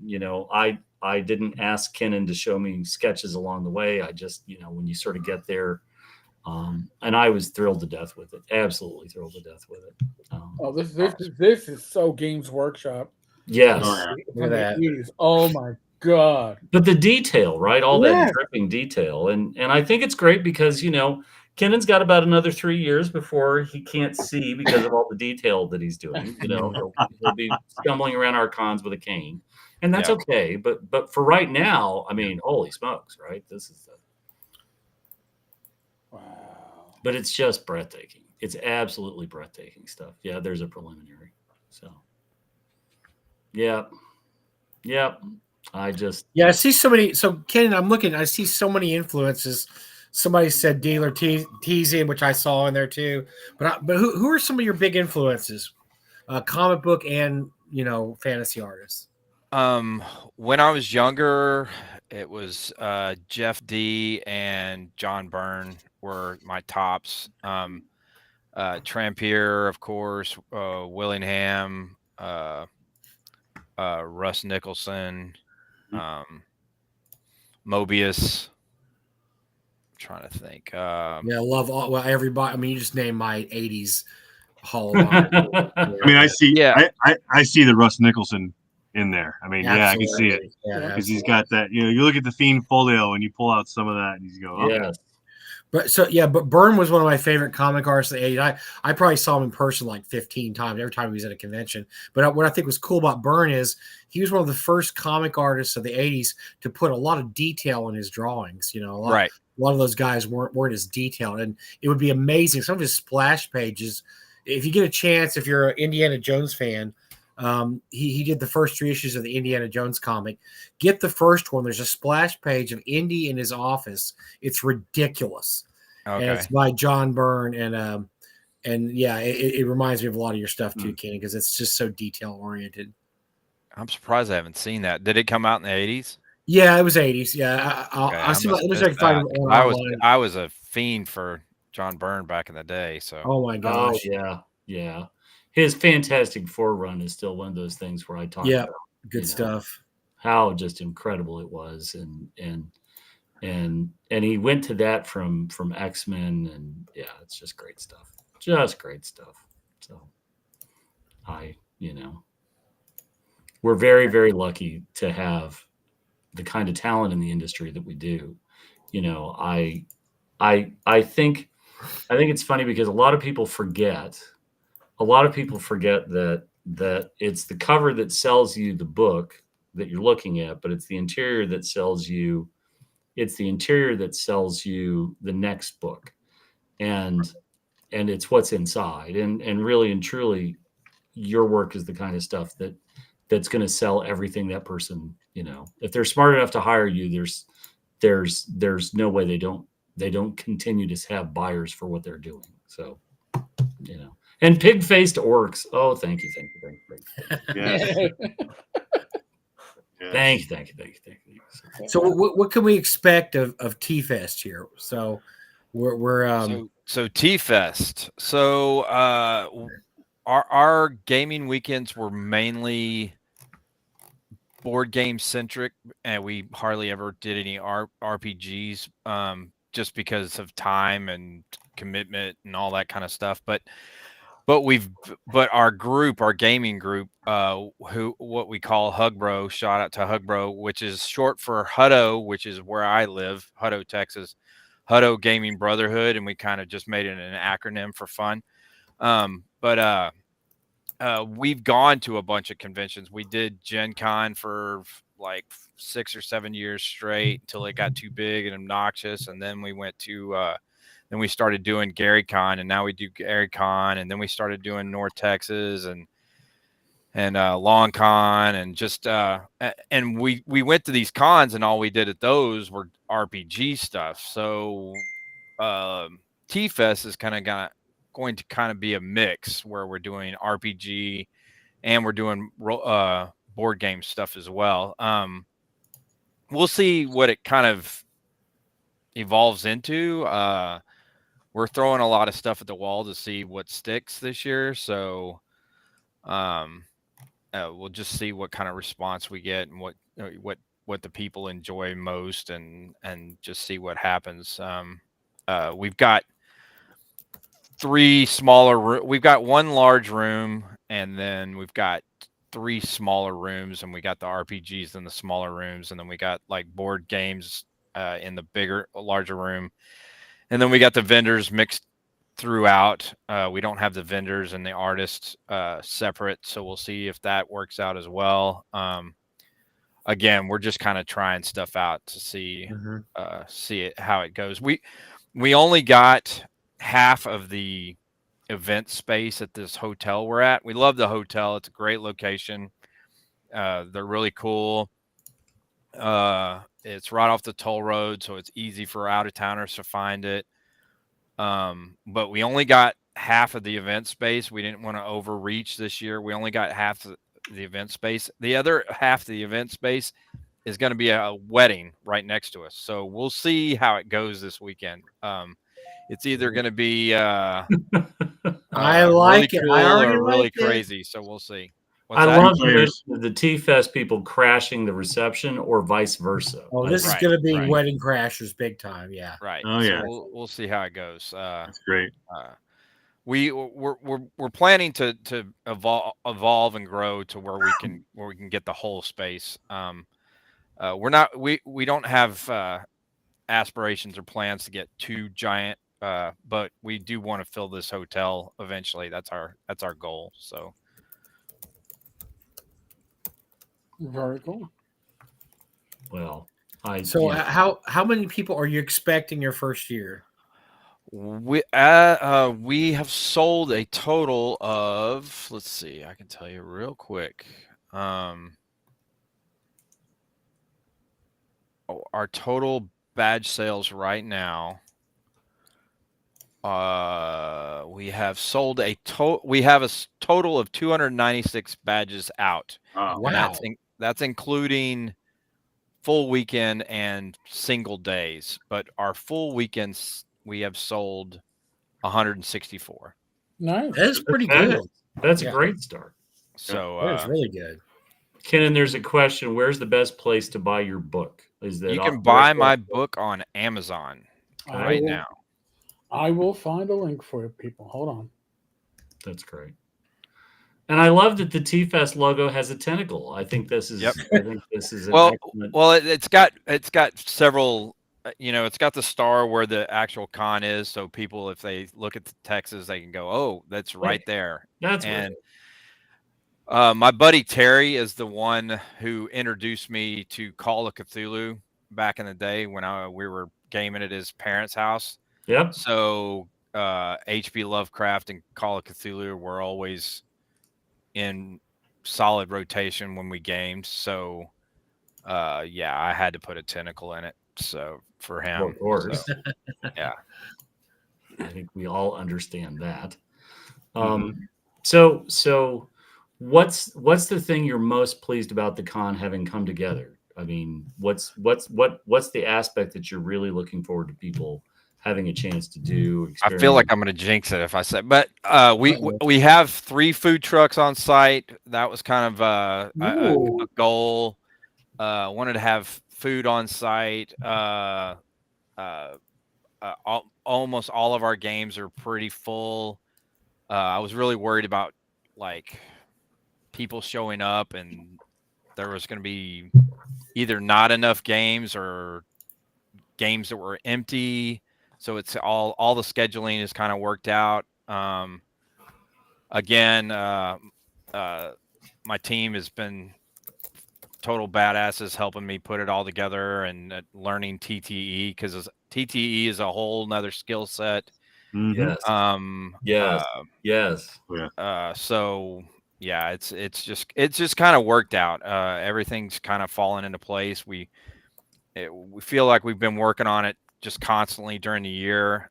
So it didn't hit all at once at the Right. end. So knock on wood. I mean, like I said, I'm equal parts kind of terrified and anxious and excited all at the same time. So yeah, so we're just rolling into the. I'll tell you one thing, finish Ken. line. Having done a con, and I'm sure Tom can tell you the same thing. Make sure you have fun too. I mean, it Mhm. can't all be work, because that was one of my issues with the first few cons Doug and I did. I really don't remember having a lot of fun. I remember running around a lot and being busy and doing things a lot. And it probably wasn't until year maybe 3 or 4 that I like, all right, we're going to take it down a notch. I'm actually going to have a good time here instead of just wearing my ass out, running around doing things. Well, Good volunteers. It's about I good definitely- volunteers. Yeah, I definitely want to give a shout out to you guys, North Texas, and the guys at LongCon. You guys have been like the big brothers helping us along with advice and just recommendations, and you guys have been just totally cool, and we've been trying to just like suck up all that knowledge and trying to apply it to T-Fest. So yeah, we definitely appreciate all you guys help. So Yeah. We're just very excited that your wife doesn't have to clean up after 50 guys hanging out in your living room and your dining room. Sure. right. And that's the first. I mean, you have successfully managed to reduce your wife's spousal aggravation by a magnitude, my friend. Well played. Yeah. Yeah, I mean, Doug Ray was gracious enough to sit with me at breakfast at One North Texas to give me all the insight he had before I did my first ShowerCon. So, you gotta learn from people who've already done it. Yeah, I mean, the high tide raises all boats, right? So Sure. it's just Absolutely. the more awesome cons and the more options, it's better for everybody, right? So Yes. Amen. By the way, your Kickstarter just ended, Tom. Unfortunately, didn't quite hit 10, but we got to 96.53. It looks like. Yep. Yeah, that beats my expectations, so I'm very pleased. Thanks to everyone for backing it or supporting it in some way. Yeah, I'm very excited to have this done. I mean, it's being edited right now, so as soon as that's done, we'll lay it out and get it to printer. Nice. That's great. That's great. So Kenan, what games do you like to run? What do you like to play in? What do you like to run? What are your My favorite system of all time, and this is probably blasphemous to say, and it never gets any run and nobody ever runs it at cons, is Warhammer Fantasy Roleplay. That's Oh. my favorite. It's a great game. Yeah, it just I doesn't. You're know. right though. Which edition? Which edition? First. Thank you. There is Thank only you. one edition. Yeah, I mean my copy's like Oh yeah. I mean, I'll settle for second. Second's pretty good, but first is where my heart lies. Yes. yeah. Second was cool, but it was kind of they just added stuff that didn't really need to be there. But also Call of Cthulhu is my close second. I like the percentile systems. I tend to. I just like those systems best. So The greatest joke I ever heard from the Games Workshop studio about Warhammer Fantasy Roleplay was how can you tell somebody's played? How do you tell the difference between a D&D player and a Warhammer Fantasy role player? Because a D&D player the party listens at the door before they open it.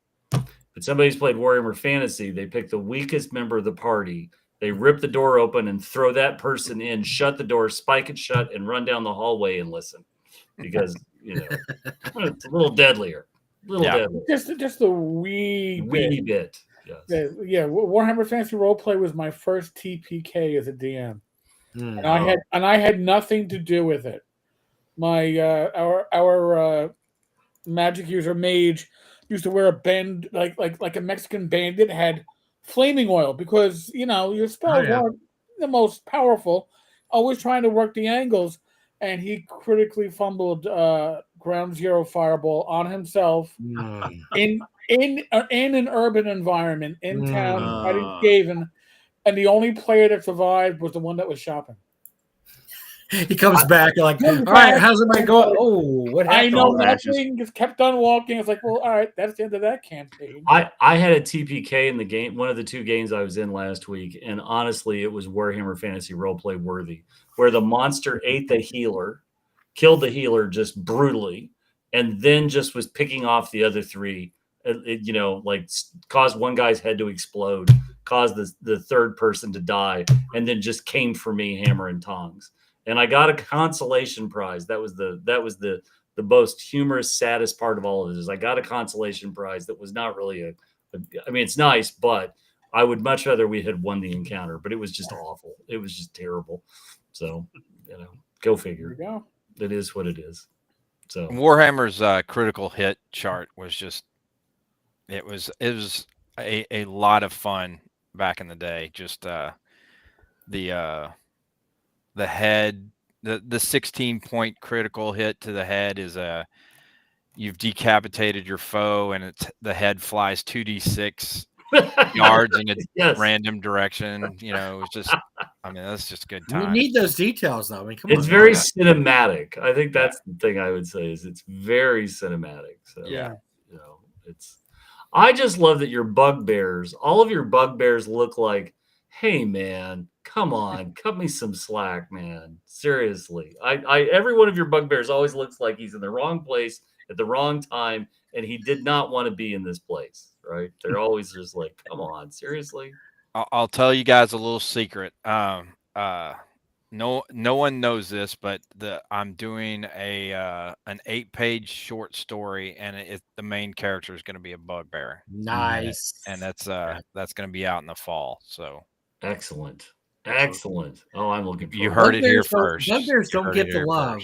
They need to get the love. Bugbears don't get the love. Yeah, they should get the love. They're in an odd place in the pantheon, right? It's sort of like when you watch Walt Disney cartoons and you're like, okay, Mickey's a mouse, Donald's a duck, Pluto's a dog. What the hell is Goofy?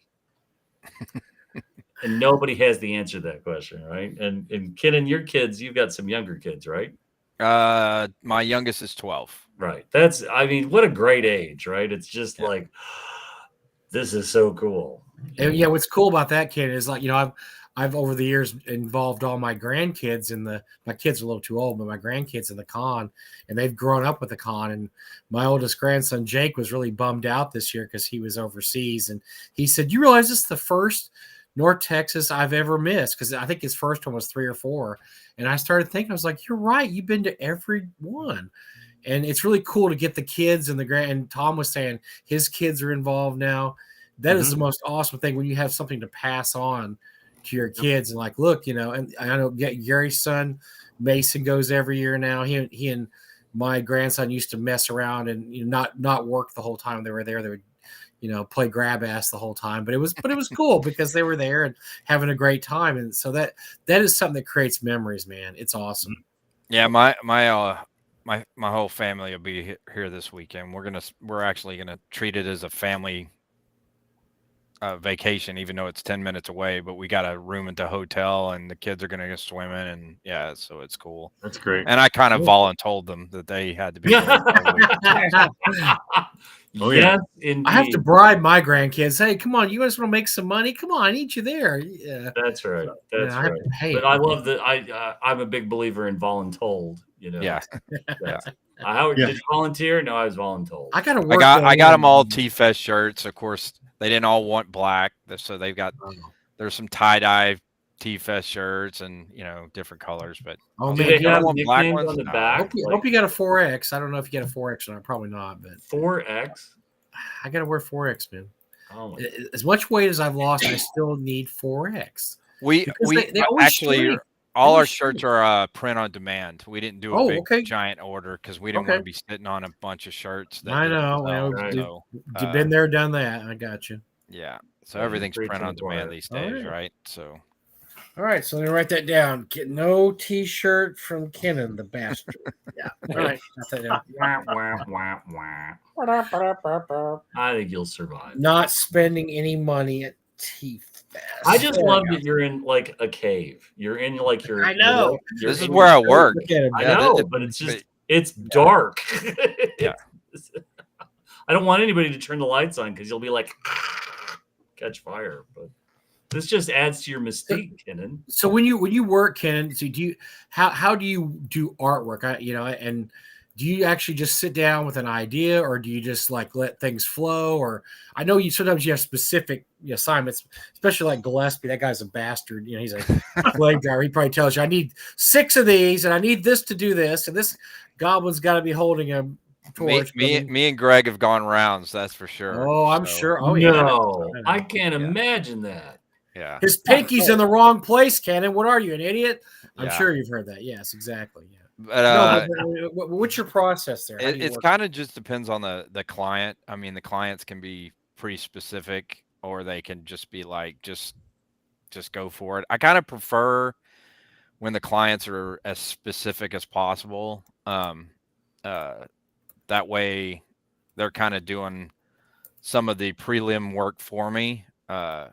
If they just leave it up to me and give me an empty page, it's kind of analysis paralysis sometimes. So I kind of like when they give me direction, and then I just start working on it, start sketching it. 99% of it's digital. I hardly ever work traditionally. I'm trying to get back to that now that people like Jim are interested in originals, because for 20 something years I worked and no one gave a crap about my originals, so I just stopped doing originals, and now I'm trying to get back there. But yeah, so 99% of the times it's digital, and I just start working. I layer everything out.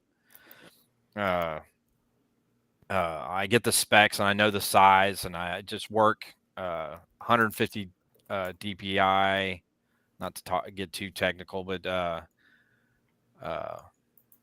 and I just do my roughs smaller and just kind of make everything real blocky, and then just kind of knock out,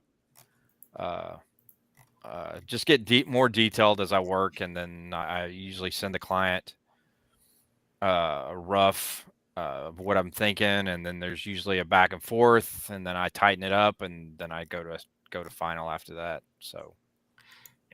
And so are there times where you find it's just a very easy flowing process that you've been given enough specific direction of we want this in this piece, or we want this and that. I mean, yeah, sometimes. I mean, generally, usually it's pretty smooth. I'd say the only time it might hang up is if it's stuff that I'm not real familiar with, or Sure. it's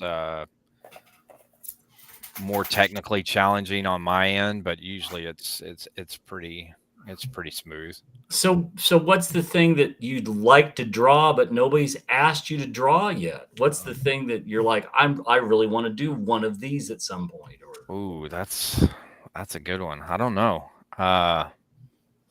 That's a good question. I can't think of anything specifically that I haven't gotten a draw already. That well, we've already talked about the bugbears. The bugbears are Sure. super fun, and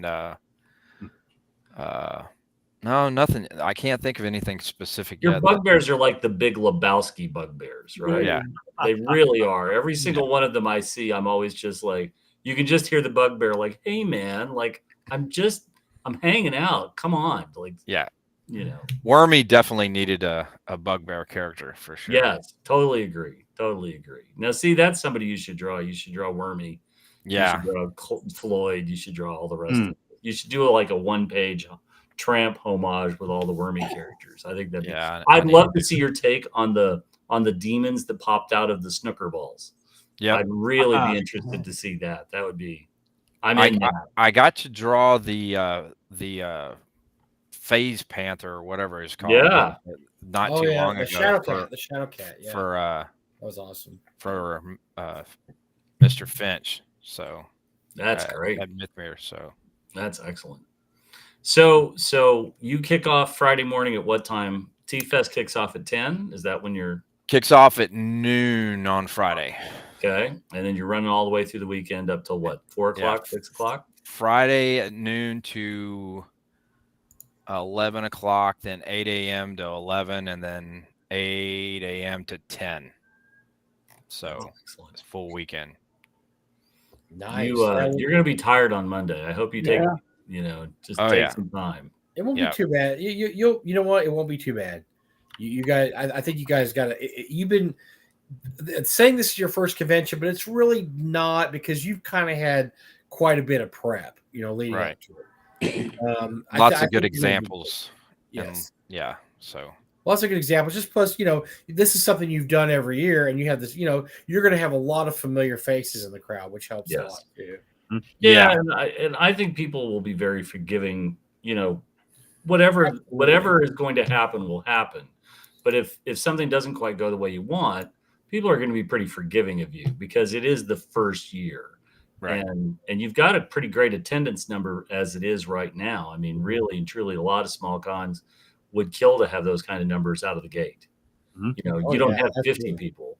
You've got 2.5 times that, which is just perfect. Well, like I said, I hope we've got enough to entertain everybody. So we'll see. I was kind of worried about having too many people versus games played versus, or not enough games, or too many games and not enough people. So it was kind of a I just hope it works out. So no, you'll be fine. You're gonna be fine. Yeah. Like I said, the thing about what's great about cons, and Tom can tell you the same thing when you set one up, is at a certain point the people there at the con make the con run well. They'll like, okay, with this game, we only have 4 people here. Hey, you want to join our game? I mean, people will fill in and do the things that you don't think about doing just to get it done. Somebody said Dennis is here trying to go. Is Dennis going to be there at T-Fest? Because he lives really close. I didn't realize. I forgot about Dennis there. I don't know. I don't know if he's going to be there or not. I'm going to send him an email tonight, because I would love to see him, because he may or may not be getting to North Texas in the future. Because God, the man's 85 years old. I mean, he's skipped on in age. Not that it's a tough drive up north, but I hate to have him driving up there all the time. So we'll set a big black limo to pick him up next year, maybe. I don't know. There you go. But yeah, he lives real close there. He's down there too. That's kind of a creative hub down there. You got so many artists and artsy types that live in that area. Like I said, you said Jeff D and Manda, and then Diesel, and you got a lot of people that live in that whole Austin, Pflugerville, Round Rock type area there. Yeah, I think it's the video game industry that got a lot of people in this area. Of talent. Yeah. Well, that's why we had up here. It was so funny. It was till we had our second con that somebody told me that Sandy freaking Peterson lived like he lives where Gary lives over there across the lake. I'm like, Sandy Peterson, the Call of Cthulhu. Like, yeah, he was, but of course he did ID games, and he was there. He did lots of video stuff, and that's why Jaquays lived there. That's why a lot of those guys lived in the Dallas-Fort Worth area. They were part of the burgeoning gaming scene in the late '90s. Right. So they all moved to that area, and it was amazing to see how many famous people in the industry were there, or at least in the area, or that lived there for a while. There was a few people that I know from TSR that I didn't even know lived in the Dallas area for a while, worked on a game, and then moved. After the game, their job was done. Greg Kostikian lived there for about 1 or 2 years. Yeah. Which I didn't know till he left. Well, actually, I take it back. He was there for a while when we had our con. To this day, he's the only con guest that came in, picked up his shirt, and left, and we never got to see. So wow, that's a story I have to tell someday, the Greg Kostikian tale. But so it's kind of cool. I think you're right. Austin's kind of that creative hub area where they have all the video game industry, and you get all those guys there that if they were smart, they left the gaming industry and went work for video game industry. If they knew what they were doing, like Lawrence Schick. God, the guy's a legend now. In the video game industry. People don't even remember he did D&D stuff anymore. So, well, and you look at some of the stuff that other people like Errol Otis did, all those illustrations for Toys for Bob on Skylanders. Yeah, he did all those preliminary illustrations. He was posting pictures of that a couple of weeks ago, and it's great fun. I think one of the greatest things about this show is that we get to actually share. We get to actually share folks and their projects that really are all near and dear to our hearts. Tom's been on this past year. Kenan, this is your first time on the show that I know of. Yes. And I think this is one of the great luxuries of this show is that we can highlight people like Thom and Kenan and show off what they've been doing, show off what they've got in the works.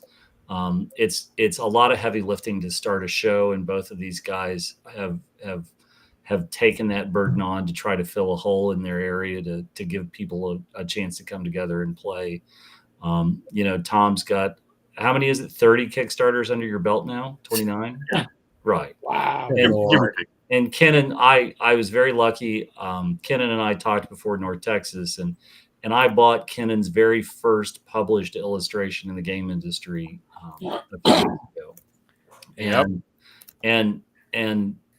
And this stuff doesn't happen overnight. You don't just reach Tom's level of success or Kenan's level of success without paying your dues. I'm sure there's times where you're just like, I don't know if this is worth it. But in the end, what really is great about both of you guys is that you just never stopped listening to that inner monologue and just kept persevering over all of it. And I think, we've had 2 great hours tonight of you guys and your accomplishments. And I just am so thankful that I get to be on a show with people like you guys. Thanks, Jim. Well, it's, that's I'm, I might as well toot my horn in Eric's horn. Oh, yeah, go ahead. When Eric and I first started doing this, I don't know, 3 years ago. Is it almost 4 years? I can't remember. It was right. We were just like, what? We're going to talk about what we want to talk about. We don't really care about ratings or followers or subscribers. Eric crunched the numbers and figured out if he's lucky, he could make, $25 a month or something maybe someday. Yeah. And, we're not hot. We're not Jenny D quality. We're not going to, ever have 400,000 subscribers. So we just like to do things that are fun. And, at a certain point, we're like, Jim came on board, and we love having Jim here too because he gets a different perspective. We're just gonna do whatever we want. You know, we may have Raggy on here one day as our co-host. We will have Raggy on here one day. No, I meant as our co-host. We'll have. Oh, whoa. Listen, we don't have a dress code yet, but we may have to say no shirt, no shoes. Yeah, yeah. The chances he would appear shirtless are too great to have to tempt Wow. the fate. Yeah, we don't want that. But we don't want that under any circumstances. You know, part of the charm of this live stream, in my opinion, is the fact that we don't have sponsors. We have people that support the channel. Certainly, like Zach Laser, he's a patron. Yes, thank you, Zach. We don't do advertising. We don't shill products. We bring on guests. We bring on co-hosts. We bring people from the community, people that you've heard of, you've seen, and you get a chance to interact with them. And we're not doing it because, you know, Thom is paying us or Keenan is paying us. We do it because we like to do this. This is what we serve the community doing. So, and I think the other thing is I think we have the people we have on because we want to give them the highlighting of their projects and what they're doing to you know, if there's anybody watching this show that has not heard of T-Fest and is 50 miles away, Jesus Christ, get a ticket and go to T-Fest. Same goes for ShireCon, right? Like ShireCon's 2 months out. Get off your lazy ass and go to ShireCon. I think all of this stuff is relevant. You have to support. If you want great art, you have to support great art. If you want great projects, you have to support great projects. And we've all got projects that we backed where when it showed up, you're just like, wow, I paid $25 for this or $35 for this, or I'm still waiting on X pencil dice. But this kind of stuff, I mean, mercifully, the grifters are few and far between, but the really great projects deserve to be highlighted. Yeah. And they deserve to have people's attention drawn to them. And come on, right? 6 months from now, somebody could be watching the rerun of this. You know, somebody does a search for Kenan. Like both Kenan and Thom are going to say, hey, I was on Talking Crit. Here's a link. And 6 months from now, somebody could be watching this who goes, I'm in Connecticut. I didn't know there was a convention, you know, 25 miles up the road or whatever. Or I live in Texas and I had no idea T-Fest was a thing, and so on. And that's the great part about this is that the show sort of captures that. And again, we get to highlight all of this. And I love that. So. Wow, somebody's phone's blowing up. Boy, I think your effusive praise, and now I have people saying, why is Jim loving on you so much? What's going on now? I quit. Is there something wrong? Do you have a fatal disease? Why is Jim being so nice to you now? No, well, actually, Eric, you're going to ShireCon, right? You'll be at ShireCon. Yep. Eric's one of the guests. Yes, and actually, I'm excited because I got the same Airbnb I got 2 years ago. It's a very nice 2-bedroom. So I actually have Rob Conley and his wife will be joining Rach and I. So I couldn't ask for better people to be sharing a 2-bedroom apartment with for an extended weekend. Should be a lot of fun. It really is. It will be. Yep, it will be. Yeah, too much fun. Come on. I love shows like this. It's just one of those great experiences. ShireCon and T-Fest both they're the forefront of what really is what makes our hobby great. You know, Gen Con is a magnitude larger and serves many different masters. We'll talk about that maybe next week. If I don't even know if I want to talk about Gen Con, frankly, but really and truly no, come on, man, we love your Gen thing Con. that really matters is your small regional shows, and you have to support them because they're just a natural extension. And Kenan was talking about this tonight. It's a natural extension of your buddies and the games that you had around the dinner table as kids. And it's just the next step in that evolution, and it's just great. And it's a chance for you to meet publishers and personalities that you would not meet otherwise in a situation where you're not jockeying with, 10, 12 other people to get their time. You're going to walk up to the booth, see Jeff Talanian, Joe Block, Joe the Lawyer will be running a game, and you get a chance to talk to them in between. And this is what you go for. It's the socialization aspect. That's why I go to cons. So, and to be at the venue that ShireCon's going to be at, Trust me, there's a lot of socialization that goes on there. Oh, there's a lot that happens. Yep. Oh yeah. Yep, it's a very nice place. I gotta say, well done. So, folks, well, obviously, thank you to my regular co-hosts, Mike and Jim. They always do a great job. Really appreciate it. Thom, thank you for joining us, and thank God there weren't any bells going off in the background. Yeah. Right. I was watching my phone the whole time. And I Keenan, have a short diversion here. uh-oh. My 5 CDs of the week. Oh my God. I didn't All change right. it much because I was gone for a week to EggCon, so I returning is Elvis Costello and the Attractions Armed Forces, and Wedding Present, the George Best album. But we did add Dramarama, Hi-Fi Sci-Fi, which never was one of my favorite albums, but listening to it many times, I'm starting to like it. And then Okay. one of my favorites for the 80s, or I'm sorry, the 90s, Dinosaur Jr., Where You Been? I'm a big Dinosaur Jr. fan. I don't know what they're doing lately, but I was a huge Nice fan. And I don't know if anybody here's into Ryan Bingham, Texas guy. He was in Yellowstone as an actor. He's also country rock. I don't know what you call it, but he has a very gravelly voice, and he sings kind of beaten down Texas country songs. So I'm a huge Ryan Bingham fan. This album is so far it hasn't caught me. It's one of his newer ones. I'm going to give it a few more listens, see what I can do. That's my 5 CDs this week, guys. We'll see Might be in the what midnight happens. this year. You never know. Yeah, you never know what's going to pop up. I may keep going with Elvis Costello. I'm in a real big Elvis Costello summer here. I've gone through his first 3 albums so far. We'll see if it keeps rolling. You could do a lot worse. Up. Hold Oh, there it is. wow. on. Look at that. Hold on. Still in the Witch shrink. Mountain. Still the in shrink. the shrink. Damn, dude. Yep, it's gonna go home with some lucky person this weekend. Oh, how could you bear to part with that? Kenny, I didn't Oh, know that's that. great. God That's bless a- you. Wow, that's the note to end the show on right there, man. Better you than me. That's all I will say. I Right. had 2 copies that I had to pay a restocking fee on.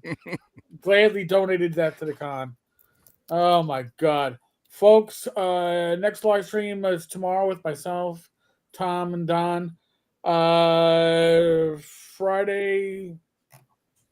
Is it Glenn? I'm losing track. Oh, next week. Oh, big one. It's going to be a day at Glen Seal. Glen Seal on the 15th, 1 p.m. Glenn and I are going to have Glen Seal. It's, UK time. We try to adjust. Unless we're getting somebody like Raggy, in which case he'll stay up. Midland's Glens Hill, right? Midlands. Yep. Yeah. Yep. So that should be a fun one. Excellent. Be safe, be well. God bless. Roll those dice. Roll them well. I'll be back to see many of you tomorrow night. Good night.